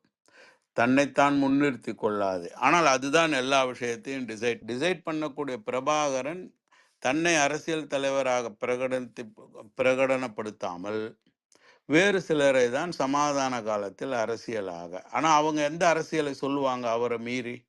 அவர் என்ன அரசியலை சொன்னார்? ஒன்றும் இல்லை. அப்போ அரசியலற்ற ஒரு ஆயுதம் இயக்கமாக அது இருந்தது என்றால், அப்போ யாருடைய அரசியல் பின்னணியில் இருந்தது அப்படிங்கிறது ஒரு தேவை இருக்கு. இன்னைக்கு 2009 என்னதான் ஆயுத போராட்டம் தோல்வி அடைந்தாலும் புலிகளை நம்பி அந்த இயக்கத்தில் இருந்தவர்கள், புலிகளுடைய கட்டுப்பாட்டில் ஆட்சியில் இருந்தவர்கள் என்கிற மக்கள் என்று பலரும் இருந்தாங்க. ஆனால் அவர்களிலிருந்து ஒரு அரசியல் பார்வையோடு ஒருவர் தலைமை ஏற்கிறதுக்கு வர முடியவில்லை பாருங்க. அது ஏன்? ஆனால் அந்த ஒரு அரசியலை மையப்படுத்தி அதுக்கு ஒரு கோர் இருக்கும்ல, ஒரு ஒரு ஒரு ஒரு ஆட்டம் ஒன்று இருக்கும்ல, அதை சுற்றி தானே அந்த அரசியல் இருக்கு. அந்த அரசியல் தான் இந்த பொது வேட்பாளர் விஷயங்களை பேசுறாங்க. யார் இவர்கள்? அது என்ன சக்தி? இவைகளை ஆராய்வதுதான் தோழர் நாபாவுடைய இடதுசாரி இயக்க அரசியலில் பயணித்தவர்களுக்கு ஒரு பணியாக அமையணும். இதில் நான் எந்த ஒரு கிளப் ஹவுஸ் மீட்டிங்கோ இல்லை நாடுகள்லையோ இல்லது இலங்கையிலேயோ இலங்கை அரசியல் தொடர்பாக பேசும் பொழுது எனது கோரிக்கை என்னவாக இருக்கும்னா, நாம் 2வது தலைமுறையாக 3வது தலைமுறையாக பள்ளி கல்லூரிகளில் செல்லும் அளவிற்கு இலங்கை தமிழ் மக்கள் பல நாடுகளில், முன்னேறிய நாடுகளில் பரவியிருக்காங்க. அவங்க குழந்தைங்க படிக்க ஆரம்பிச்சிருக்காங்க. இதில் பெரும்பாலானோர் படிக்க வைக்கிறாங்கன்னு பார்த்தீங்கன்னா, இலங்கையில் இருக்கிற ஆர்வமாக என்ஜினியர், டாக்டர், ஆடிட்டர் என்கிற படிப்பை மட்டும்தான் படிக்க வைக்கிறாங்க.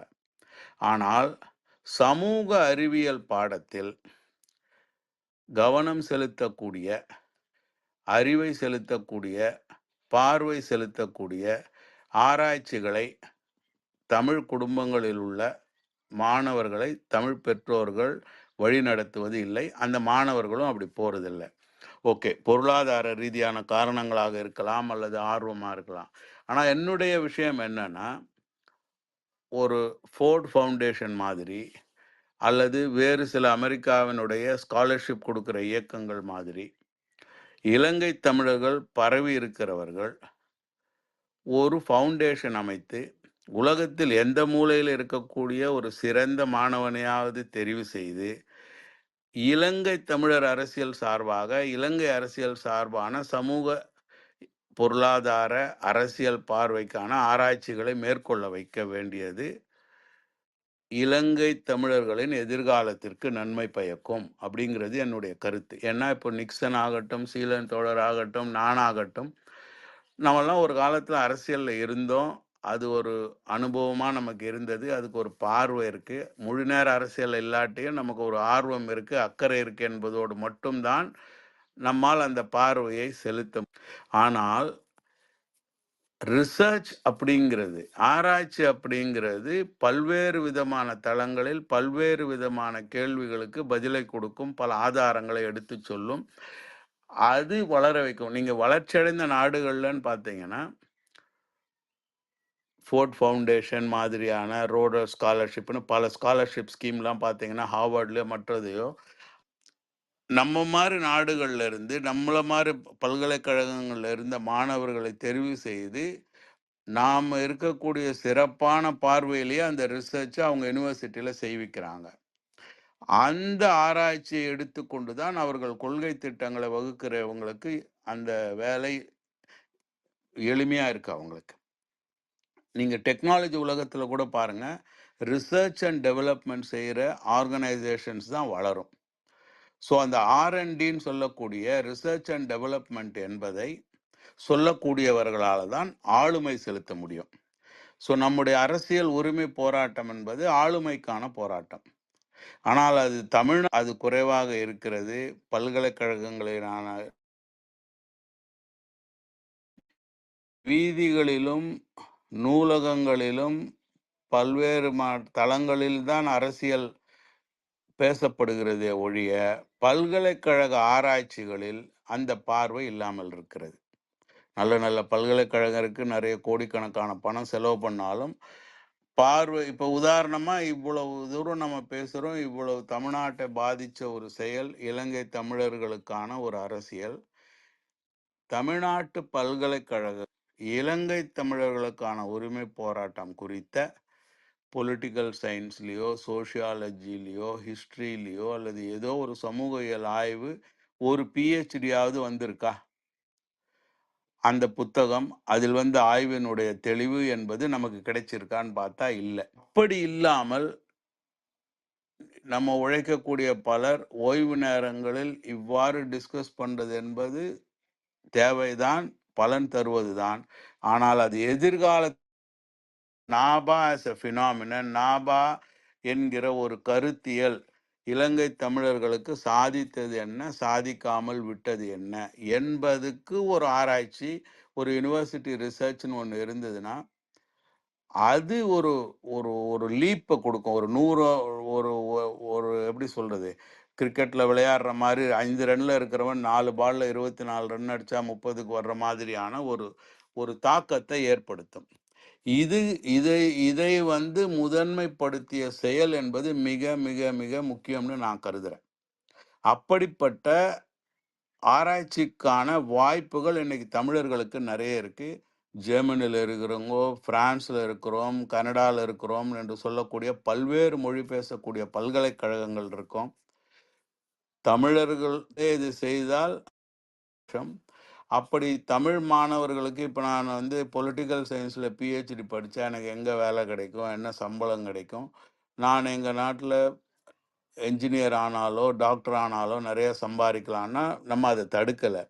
அட்லீஸ்ட் தமிழர்கள் இதற்கான ஒரு ஒரு ஒரு ரிசர்ச் ஃபவுண்டேஷன் என்பதை சிந்தித்து மாதம் ₹1 காசை போட்ட மாதிரி ஒரு 5 வருஷத்துக்கு போட்டால் கூட அதற்கான ஒரு நல்ல ரிசர்ச் பேனலை தயார் பண்ணி, அதாவது நல்ல ப்ரொஃபஸர்ஸ் கனடாவில் எந்த ஊர்லேயோ டு செலக்ட் ஸ்காலர்ஷிப் ஸ்டூடெண்ட்ஸ் எந்த யூனிவர்சிட்டியில் இடம் கிடைச்சா நம்ம பாடத்தை ஆராய்வார்கள் அப்படிங்கிற மாதிரி. இது மாதிரி இந்த வருஷத்திலிருந்து வருஷத்துக்கு ஒரு ஸ்டூடெண்ட்டை நம்மால் தர முடியும் என்றாலோ, அல்லது ஒரு 3 வருடத்திற்கு ஒரு ஸ்டூடெண்ட்டுக்கு நம்மால் தர முடியும் என்றாலோ, ஒரு பிஹெச்டி செய்யக்கூடிய மாணவனுக்கு அதில் வரக்கூடிய ஆய்வுகள் தெளிவுகள் நம்மளை அதிகமாக முன்னெடுத்து செல்லும். அதுதான் வளரக்கூடிய இனி வரக்கூடிய தலைமுறைகளுக்கு பயன்படும். இப்போ நாபாவை பற்றிய கருத்தியல் தெரிந்தவர்கள் பேசிக்கொண்டிருக்கிறோம், பழகியவர்கள் பேசிக்கொண்டிருக்கிறோம். இந்த தலைமுறையும் இல்லாமல் போன பிறகு ஒரு கட்டுக்கதைகள் போன்ற கதைகள் தான் வரலாம். அவரை பாராட்டினாலும் ஒரு கடவுள் மாதிரி சித்தரிக்கிற ஒரு செயல்களோ, அல்லது அவரை பாராட்டாமல் போனால் புலிகள் சித்தரித்த மாதிரி ஒரு நெகட்டிவ் இம்ப்ரெஷனோ தான் ஒரு ஒரு கதையாக சமூக பொருளாதார அரசியல் விடுதலைக்கான கருத்தியலாக அது மாறாது. பலர் செய்திருக்கலாம், கட்சி கட்டி கொண்டு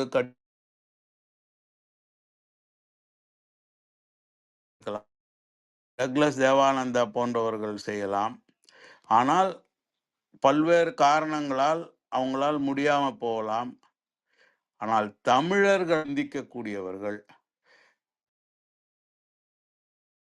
அரசியல் வாழ்வு, உரிமை போராட்டத்தில் வெற்றி இவைகள் கிடைக்கணும், அல்லது இலங்கை முழுமையாக ஜனநாயகப்படுத்தப்பட வேண்டும், அதில் தமிழர்களுக்கு சம உரிமை இருக்கணும் என்று நினைப்பவர்கள் செய்யக்கூடிய பணியாகவாவது இது இருக்கணும். அப்படி இல்லாமல் எவ்வளவுதான் நம்ம நாபாவை பிரைஸ் பண்ணாலோ, அவர் அனலைஸ் பண்ணாலோ, அது இந்த காற்றில் போகக்கூடிய விஷயமாக தான் மாறிவிடும். ஒரு வருஷத்துக்கு முன்னாடி நான் சில இபிஆர்எஃப் தோழர்களோட பேசி, சில ரிசர்ச்சர்ஸ் ஜேஎன்யூவில் என்னோட படித்து ப்ரொஃபஸராக இருக்கிறவங்க, ஓய்வு எடுக்கக்கூடியவங்க, இவங்களுக்கு ஒரு ரிசர்ச் பேப்பர் அளவிற்கு ஒரு 3 மாதம் 6 மாதம் அவங்க லீவ் எடுத்து இந்த கான்செப்ட் எல்டிடி பேஸ்ட் கான்செப்ட் நான் சொன்ன மாதிரி ஒரு அரசியலற்ற ஆயுத இயக்கம் எது, அதுக்கு பின்னணி எது, அப்படி வேறு எந்த உலகத்திலுமாவது ஆர்கனைசேஷன் என்ன என்பதை நீங்க பேசினாலோ நாம் பேசினாலோ, ஆனால் நியூட்ரலா எந்த விதமும் இல்லாமல் ஒரு ஆராய்ச்சியாக எழுதுவதற்கு. இப்போ அதுக்கு ஒரு ஒரு உதாரணமாக கேட்டிங்கன்னா, இப்போ இந்தியாவில் ரிசர்ச் இன்ஸ்டியூட் இருக்குது, ஐசிஎஸ்எஸ்ஆர், ஐசிசிஆர்னா அவங்க நம்ம ஒரு இந்த மாதிரி என்கிட்ட ஒரு ப்ரொபோசல் இருக்குது, இதை இப்படி ரிசர்ச் பண்ணணும், இதுக்கான இந்த இடங்களில் போய் மெட்டீரியல் எடுக்கலாம், இப்படி செய்யலான்னா ஒரு ஒரு ஸ்காலர்ஷிப் கொடுக்குறாங்கன்னு வச்சுக்கோங்க, ஒரு 10 lakhs கொடுக்குறாங்க, அல்லது 15 லட்சம் தராங்கன்னு. அதை வைத்துக்கொண்டு பல்வேறு விதமான ஆராய்ச்சிகள் வெளியிடுறாங்க. இதுதான் ஒரு ஒரு ஒரு நாட்டினுடைய ஆளுமைக்கான ஒரு விஷயம். அப்படிப்பட்ட கூட முடியலன்னு ஒரு நிலைமை இபிஆர்எஃப் தோழர்கள்கிட்ட இருந்த பிறகு என்னால் அதுக்கு மேலே எடுத்து செய்ய முடியல. அதனால என் அனுபவத்தை ஒட்டி இந்த வாய்ப்பை பயன்படுத்தி இங்குள்ள தோழர்களுக்கும் உங்கள் மூலமாக அனுபவம் உள்ளவங்களுக்கு என்னன்னா, நீங்க சீரியஸா திங்க் பண்ண வேண்டியது, ஒரு ரிசர்ச் ஃபவுண்டேஷனை எப்படி உருவாக்குவது, அதற்கு எப்படி ஃபண்ட் ரைஸ் பண்ணுவது. அந்த ரிசர்ச் ஃபவுண்டேஷனுடைய நோக்கம் வந்து இலங்கை தமிழர்களுடைய இலங்கையில் அரசியல் தெளிவு, அரசியல் வாழ்க்கை, இதுவரைக்கும் நடந்த போராட்டம் சரி தவறு, அது வந்து நம்ம சொல்ற மாதிரி அவங்க எழுதணும்னு நம்ம நிர்பந்திக்க கூடாது. அவர்கள் சொல்லுவதை ஒட்டி நம்ம அடுத்த கட்டத்துக்கு போகிற மாதிரி. இப்படி போனால் காலப்போக்கில் வரக்கூடிய தலைமை அதை படித்து, இப்போ எல்லாரும் பாருங்க, அம்பேத்கரையும் பெரியாரையும் தாண்டி தமிழ்நாட்டில் அரசியல் பேச மாட்டேங்கிறாங்க. அந்த அம்பேத்கரும் பெரியாரும் போன பிறகு என்ன நடந்தது என்கிற ஆராய்ச்சியை செய்வதற்கு ஒருத்தரும் கிடையாது. அப்போ இதெல்லாம் தான் வறுமையை கொண்டு வந்து விடும். சித்தாந்த வறுமையை நமக்கு ஏன் இருக்கு என்றால், நம்ம அந்த மாதிரி சிந்திப்பதில் அக்காதவர்களால் அதுதான் பிரச்சனை. உங்களுக்குன்னு ஒரு சித்தாந்தம் எங்க கிடைக்கும்? உங்களுக்குன்னு ஒரு பார்வை எங்க கிடைக்கும்? தமிழர்கள் 5000 வருஷம், 10,000 வருஷம், 2000 வருஷம் இலக்கியம், மூத்த குடி, எங்களை விட தமிழ் பேசுறவங்க யாரும் எப்படியோ கதைகள் சொல்லுகிறோமே தவிர, இன்றைக்கு இருக்கக்கூடிய ஆளுமையில் நாம இல்லை. அதற்கு காரணம் என்னன்னா, நம்மை நாமே படிக்கவில்லை. இப்போ நாம வெளியிலிருந்து எடுக்கக்கூடிய எந்த கருத்தையும் ஜீரணிக்கிறதுக்குள்ளேயே, இப்போ மார்க்ஸே படிக்கிறோன்னு வச்சுக்கோங்க, யூனிவர்சிட்டியில் படிக்கிறாங்க, மற்ற இடங்கள்ல. ஆனால் அரசியலுக்குன்னு எடுத்து படித்தால் உங்களுக்கு அதுக்குள்ளேயே பல ஆண்டுகள் சென்று விடும். அதை எடுத்து நீங்கள் இன்னொருத்தருக்கு சொல்லுவதற்கு ஒரு தனித்திறமை வேணும், ஜீரணிச்சு. இப்போ நாபா போன்ற ஆட்கள்லாம் ஒரு இயல்பாக தலைமைத்துவம் அமைந்த நல்ல பார்வை உள்ளவர்களாக அமைந்ததனால் அது முடிஞ்சது. நாசத்தையும் புரிஞ்சு அந்த நாபா முன்னாடி நான் நார்வே போகிறதுக்கு முன்னாடி அப்போ வேர்ல்ட் கப் ஃபுட்பால் நடக்குது. அதை நாங்கள் பார்த்துக்கிட்டு விவாதிக்கும் பொழுது கோர்பச்சேவை பற்றிய விவாதம் வருது. ஸோ ஒரு முழு இரவு தோழர் நானும் மட்டும்தான் இருக்கிறோம், பேசுகிறோம். அவருடைய கேள்விகள் எல்லாமே கோர்பச்சேவுடைய செயல் பலரை நடுத்தருவில் நிற்க வைக்கும் என்பதை நீங்கள் பார்க்குறீங்களா? ஏன்னா இப்போ அந்த டைமில் ஒரு குறிப்பிட்ட கம்யூனிஸ்டுகள் ஆஹா கம்யூனிஸ்ட் எடுத்துறாரு, அது ஒரு பியூரோக்ராட்டிக் அப்பாரட்டஸாக இருந்தது, ஒரு அடக்குமுறையான ஒரு நிர்வாக அமைப்பாக இருந்தது, அதிலிருந்து மீள் கட்டமைப்பு செய்கிறாரு, ஜனநாயகமயப்படுத்தப்பட்ட சோசியலிசமாக இது வரும், இப்படியெல்லாம் அவருடைய பெரஸ்டோரேக்கா, கிளாஸ்நாஸ் புத்தகம் புதுசு. அப்போல்லாம் நம்மளை மாதிரி ஆள்கிட்ட புத்தகம் வாங்குறதும் கஷ்டம், யாராவது படித்து எங்கேயாவது பேசுகிறத ஒட்டி தான் நம்ம பேசுவோம். எனவே அவர் அதை காது கொடுத்து நீங்கள் என்ன கேள்விப்பட்டீங்க, அவங்க என்ன சொல்கிறாங்க, எந்த கட்டுரையை படிச்சிங்க, யூனிவர்சிட்டியில் எங்கேயாவது மீட்டிங் போட்டிருந்தா அவங்க என்ன சொன்னாங்க, இப்படி ஃபுல் நைட்டு அவர் கேட்டார். ஸோ அவருடைய திறன் ஒரு எக்ஸ்ட்ராடினரி. அவர் படிப்பதற்கு நேரம் இருக்கிறதா இல்லையோ, சந்திக்கிற நபர்களுடைய முழு விஷயத்தை உள்வாங்கி ஜீரணித்து தன்னால் ஒரு பார்வையை தரக்கூடிய சக்தி படைத்தவராக தோழர் நாபாவை நான் பார்த்தேன். தோழர் நாபா இறந்த பிறகு இபிஆர்ல ஒரு நினைவு மலர் கொண்டு வந்தாங்க. அதில் ராஜீவ்காந்தி தொடக்கம் பலர் எழுதியிருப்பாங்க. அதில் உள்ள ஒரே ஒரு நூல் பிடித்த மாதிரி ஒரே கருத்து என்ன வரும்னு நீங்கள் கவனித்து பார்த்தீங்கன்னா, தோழர் நாபா அதிகம் பேச மாட்டார், அதிகமாக கவனிப்பார். ஆனால் வாய் திறந்து ஒன்றை சொல்லுகிறார் என்றால் அவ்வளவு ஆணித்தரமாக இருக்கும். அதை உங்களுக்கு ஒரு பெரிய ஒரு என்ன சொல்றது, அப்படின்னு பார்க்குற மாதிரி இருக்கும். அவர் சொல்கிற ஒரு விஷயம், சொல்வது ஒரு கருத்தா, ஒரே வார்த்தையாக இருந்தாலும் அல்லது ஒரு சென்டென்ஸாக இருந்தாலும். So he was an extraordinary personality. தோழர் நிக்சன் இப்போ சொன்ன மாதிரி எனக்கும் அந்த உணர்வு இருந்தது. இவர் ஒரு ஞானி மாதிரி இருக்க வேண்டியவரோ, இவர் ஒரு ஆயுத இயக்கத்தை கட்டி அமைப்பதற்கான ஒரு தன்மை இல்லாதவரோ, அந்த கடுமை இல்லாதவரோ. ஏன்னா அவர்கிட்ட ஒரு மனித நேயம் அபரிமிதமாக இருந்தது. அப்போ மனிதநேயம் அபரிமிதமாக இருந்த ஒரு தலைவரால் ஒரு கடுமையான காலத்தில் ஒரு போராட்ட களத்திற்குரிய இயக்கத்தை வடிவமைக்க இயலாமல் போனதோ, அதுதான் அந்த இயக்கத்தின் தோல்வியாகவும் அவர் மரணத்திற்கும் காரணமாக அமைந்ததோ அப்படிங்கிற எண்ணம் எனக்கு தோன்றியிருக்கு. எனக்கிட்ட அது பதில் இல்லை. ஏன்னா நம்ம முழுசாக அதை பற்றி எல்லோரிடமும் உட்காந்து அதான் நான் சொல்கிற மாதிரி இப்படி ஒரு ரிசர்ச் பண்ண மாதிரி புக் இல்லை.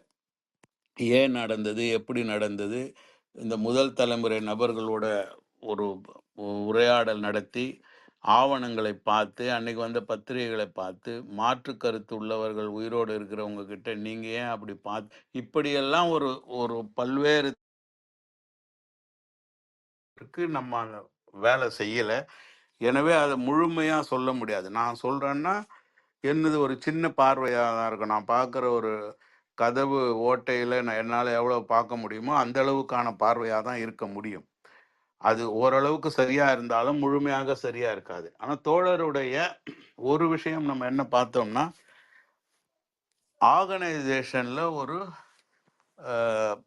கட்டுப்பாடு இல்லை அப்படிங்கிற மாதிரி. கட்டுப்பாடு இல்லாதனால அவர்கள் போய் வெளியில எந்த தவறையும் செய்யறாங்கன்னு சொல்ல வரல. ஆனால் இப்போ உதாரணமா சின்ன சாந்தன் அல்லது குண்டு சாந்தன் ஒரு நபர் கூட்டத்தோடு கூட்டமா இருந்து உளவு சொல்லி தோழருடைய மரணத்திற்கு காரணமாக இருந்தார். இதே கூட்டம்தான் ராஜீவ்காந்தி கொலைக்கும் காரணமாக இருந்தது அப்படின்னு நம்ம இப்போ செய்தியை படிக்கும் பொழுது, அவ்வளவு தெளிவில்லாமலா இருந்தோம், அவ்வளவு உஷார் இல்லாமலா இருந்தோம், இப்படியா ஒரு இயக்கம் இருப்பது, ஒரு மிலிட்டரிஸ்டிக் ஆர்கனைசேஷன் என்கிற கேள்விகள் எழுது. இது சரி தவறு என்பதை முழு நேரம் அதில் செயல்பட்டவர்களுடைய அனுபவத்தோடு ஒட்டி நியாய அநியாயங்களை கேட்டு அதை நியூட்ரலான ஒரு நடுத்தரமான ஒரு அளவில் இருந்து நம்ம ஒரு கருத்தியலாக கொண்டாதான் முடிஞ்சது. ஸோ இதை ஒரு சுருக்கமாக சொல்லணும்னு போட்டா, இன்றைய தட்பவெப்ப நிலை இலங்கை அரசியல் சூழல்ல நாபா மிகப்பெரிய தாக்கமாக இருக்கிறார் என்பது இன்றைய அரசியலில் 13வது சட்ட திருத்தம் அதிகபட்சமாக விவாதிக்கப்படுவதும், அதை நேரடியாக யாருமே புறக்கணிக்காமல் அரசியல் இன்றைக்கு 13வது திருத்தம் இருப்பதும், தோழர் பத்மநாபா அவர்கள் இன்றைக்கு வென்றிருக்கிறார் அப்படிங்கிறதுக்கு ஒரு அடையாளம். அவருடைய அரசியல் சித்தாந்தம் வென்றிருக்கிறது, அவரது அரசியல் பார்வை வென்றிருக்கிறது அப்படின்னு தெரிய வருது. அடுத்ததாக அந்த அரசியல் பார்வையை மேல் கொண்டு செல்வதற்கும், அடுத்த தலைமுறைக்கு அவரது பார்வையை அவரிருந்து செயல்படுத்தினால் எவ்வாறு செயல்படுத்துவார் என்று கடத்துவதற்கும் ஒரு கட்சி இருக்கிறதா என்றால், அனுபவ ரீதியாக நாம் பார்க்கிறோம், அவரோடு பயணித்தவர்களாலேயே அந்த பணியை முழுமையாக செய்ய முடியவில்லை. ஒற்றுமையாக செய்ய முடியவில்லை என்றாலும் தனித்தனியாகவும் செய்ய முடியவில்லை. தோழர் பிரேமச்சந்திரனை பார்த்தோம் என்றால், நாபா என்ற ஒருவர் இருந்தாரா, அவரது அரசியல் இருந்ததா என்கிற பேச்சு என்பதை அவர் பேசி எத்தனை தசாப்தங்கள் நடந்ததுன்னு எனக்கு தெரியாது. எனக்கு அவர் என்றைக்கு விடுதலை புலிகள் இயக்கத்தோடு உறவு கொண்டாரோ அன்றிலிருந்து என்னோட பேசுறதில்லை, என்னோட தொடர்பு கொள்றதில்லை, ஒட்டுமொத்தமாக உறவை முறித்து கொண்டார். ஏன்னா அவருக்கு என்ன நல்லா தெரியும், அவர் எடுத்த செயலை ஒரு ஒரு ஒரு பர்சன் கூட நான் ஆதரிக்க மாட்டேன் அப்படிங்கிறதுனால அவர் நம்மிடம் இருந்து டிஸ்கனெக்ட் ஆகிட்டார். அது பிரச்சனை இல்லை. ஆனால் வெளியிலிருந்து அவர் பேசக்கூடிய உரையாடல், அவருடைய பத்திரிகை செய்திகள், அவரது அறிக்கைகள், முகநூலில் சில பல தோழர்கள் அவரது பகிரும்போது படித்தோம் என்றால், தோழர் நாபா கட்டியமைத்த இயக்கத்தின் ஒரு தளபதியாக அளவுக்கு அடுத்து அவர் இறந்த பிறகு தலைமையேற்ற ஒருவராக தோழர் பிரேமச்சந்திரன் அவர்கள் அந்த அரசியலை முன்னெடுத்து செல்லவில்லைன்னு தான் நமக்கு தெரியுது. இந்த பக்கம் வரதராஜ பெருமாள் ஆகட்டும், தோழர் சுகு ஆகட்டும், அல்லது மற்ற வெளிநாடுகள் இருக்கக்கூடிய மற்ற எஸ்டிபிடி தோழர்கள் ஆகட்டும், தோழர் நாபாவோடு பழகி தோழர் நாபாவோடு பணி செய்த காலத்தில் உள்ள கமிட்மெண்ட் கொஞ்சம் கூட குறையாமல் இருந்தாலும், ஒரு இயக்கமாக கட்டி எழுப்பி அதை கொண்டு செல்லும் திறன் இல்லாத ஒரு தேக்க நிலையில் தான் அவங்க இருக்கிறார்களே ஒழிய, பேசினால் சரியான அரசியல் அவர்களால் சொல்ல முடியும் என்று தெரிகிறதே தவிர, ஒரு இயக்கமாக, ஒரு கட்சியாக, ஒரு அமைப்பாக அதை முன்னெடுத்து செல்லும் திறனில் அவர்கள் இல்லை. தனித்தனி நபராக திறமைசாலிகளாக இருந்தாலும் ஒரு கூட்டுக்குழுவாக அந்த திறமையை மக்களுக்கு பயன்படுத்தும் விதமான ஒரு அமைப்பை உருவாக்கி செயல்படுத்தும் திறன் அவர்களிடம் இருக்கிறதா என்றால் இல்லாத மாதிரி தான் அவர்களே அதை ஏற்றுக்கொள்வார்கள் தான் இந்த விமர்சனத்தை. அப்போது இவைகளெல்லாம் இருக்கும் பொழுது, இப்போது சீலன் தோழர் ஆகட்டும், நிக்சன் ஆகட்டும், நான் இபிஆர்எஃப்ல இல்லை, இபிடிபிலையும் இல்லை, ஆனாலும் தோழர் நாபாவை பற்றி இன்னைக்கு சிந்திக்கிறோம் அப்படிங்கிற பலர் இருக்கிறாங்கள் என்பது தான் தோழர் நாபாவின் சிந்தனையின் வெற்றி, அவருடைய கமிட்மெண்ட்டின் வெற்றி. அவர் முழுமையாக தன்னை இந்த இலங்கை தமிழ் மக்களின் உரிமை போராட்டத்திற்கு, விடுதலை போராட்டத்திற்கு அர்ப்பணித்தார் என்பதன் வெற்றி. இன்றைக்கு இருக்கக்கூடிய சூழலில் ஒரு முழு நேர அரசியலில் ஈடுபடாமல் அதில் கவனம் செலுத்தாமல் என்னை அழைத்து இதன்படி பேச சொன்னீங்க என்றால் ஒரு இன்ஸ்டண்டா, எக்ஸ்டம்போரா, அன்பிரிப்பேர்டா என்னால் சொல்லக்கூடிய கருத்துக்கள் இவைதான். இதற்கு மேல் உங்களால் உரையாடலில் சில கேள்விகள் கேட்க முடிஞ்சாலோ, கேள்வி பதில் என்று இல்லாமல் உரையாடலை அதிகப்படுத்தினால், சில கருத்துக்களை பகிர்ந்தால், அதிலிருந்து எனக்கு ஒரு ரிஃப்ளெக்ஷன் வந்தால் நான் என்னுடைய கருத்தை பகிர்ந்து கொள்கிறேன். வாய்ப்பு கொடுத்ததற்கு தோழர்கள் அனைவருக்கும் நன்றி. நன்றி தோழர் இளங்கோவன் அவர்கள். நின்ற அனுபவம் நின்ற விவாதத்தை தர்க்க ரீதியாகவும் தேவைகளுக்கு ஊடாக புரிந்து கொண்டு வைத்தீர்கள். இதுல நீங்கள் சொல்லப்பட்ட ஒரு முக்கியமான தோழர் மோகன் தோழரும் நிற்கிறார். எஸ்டிபியினுடைய முக்கியமான செயலதிபராக இருக்கிறவர் நிற்கிறார். ஆகவே இது சரியான நேரத்தில் சரியான கருத்தை கூறி சென்றீர்கள். இதுல தோழர் மனோரஞ்சன் தோழரை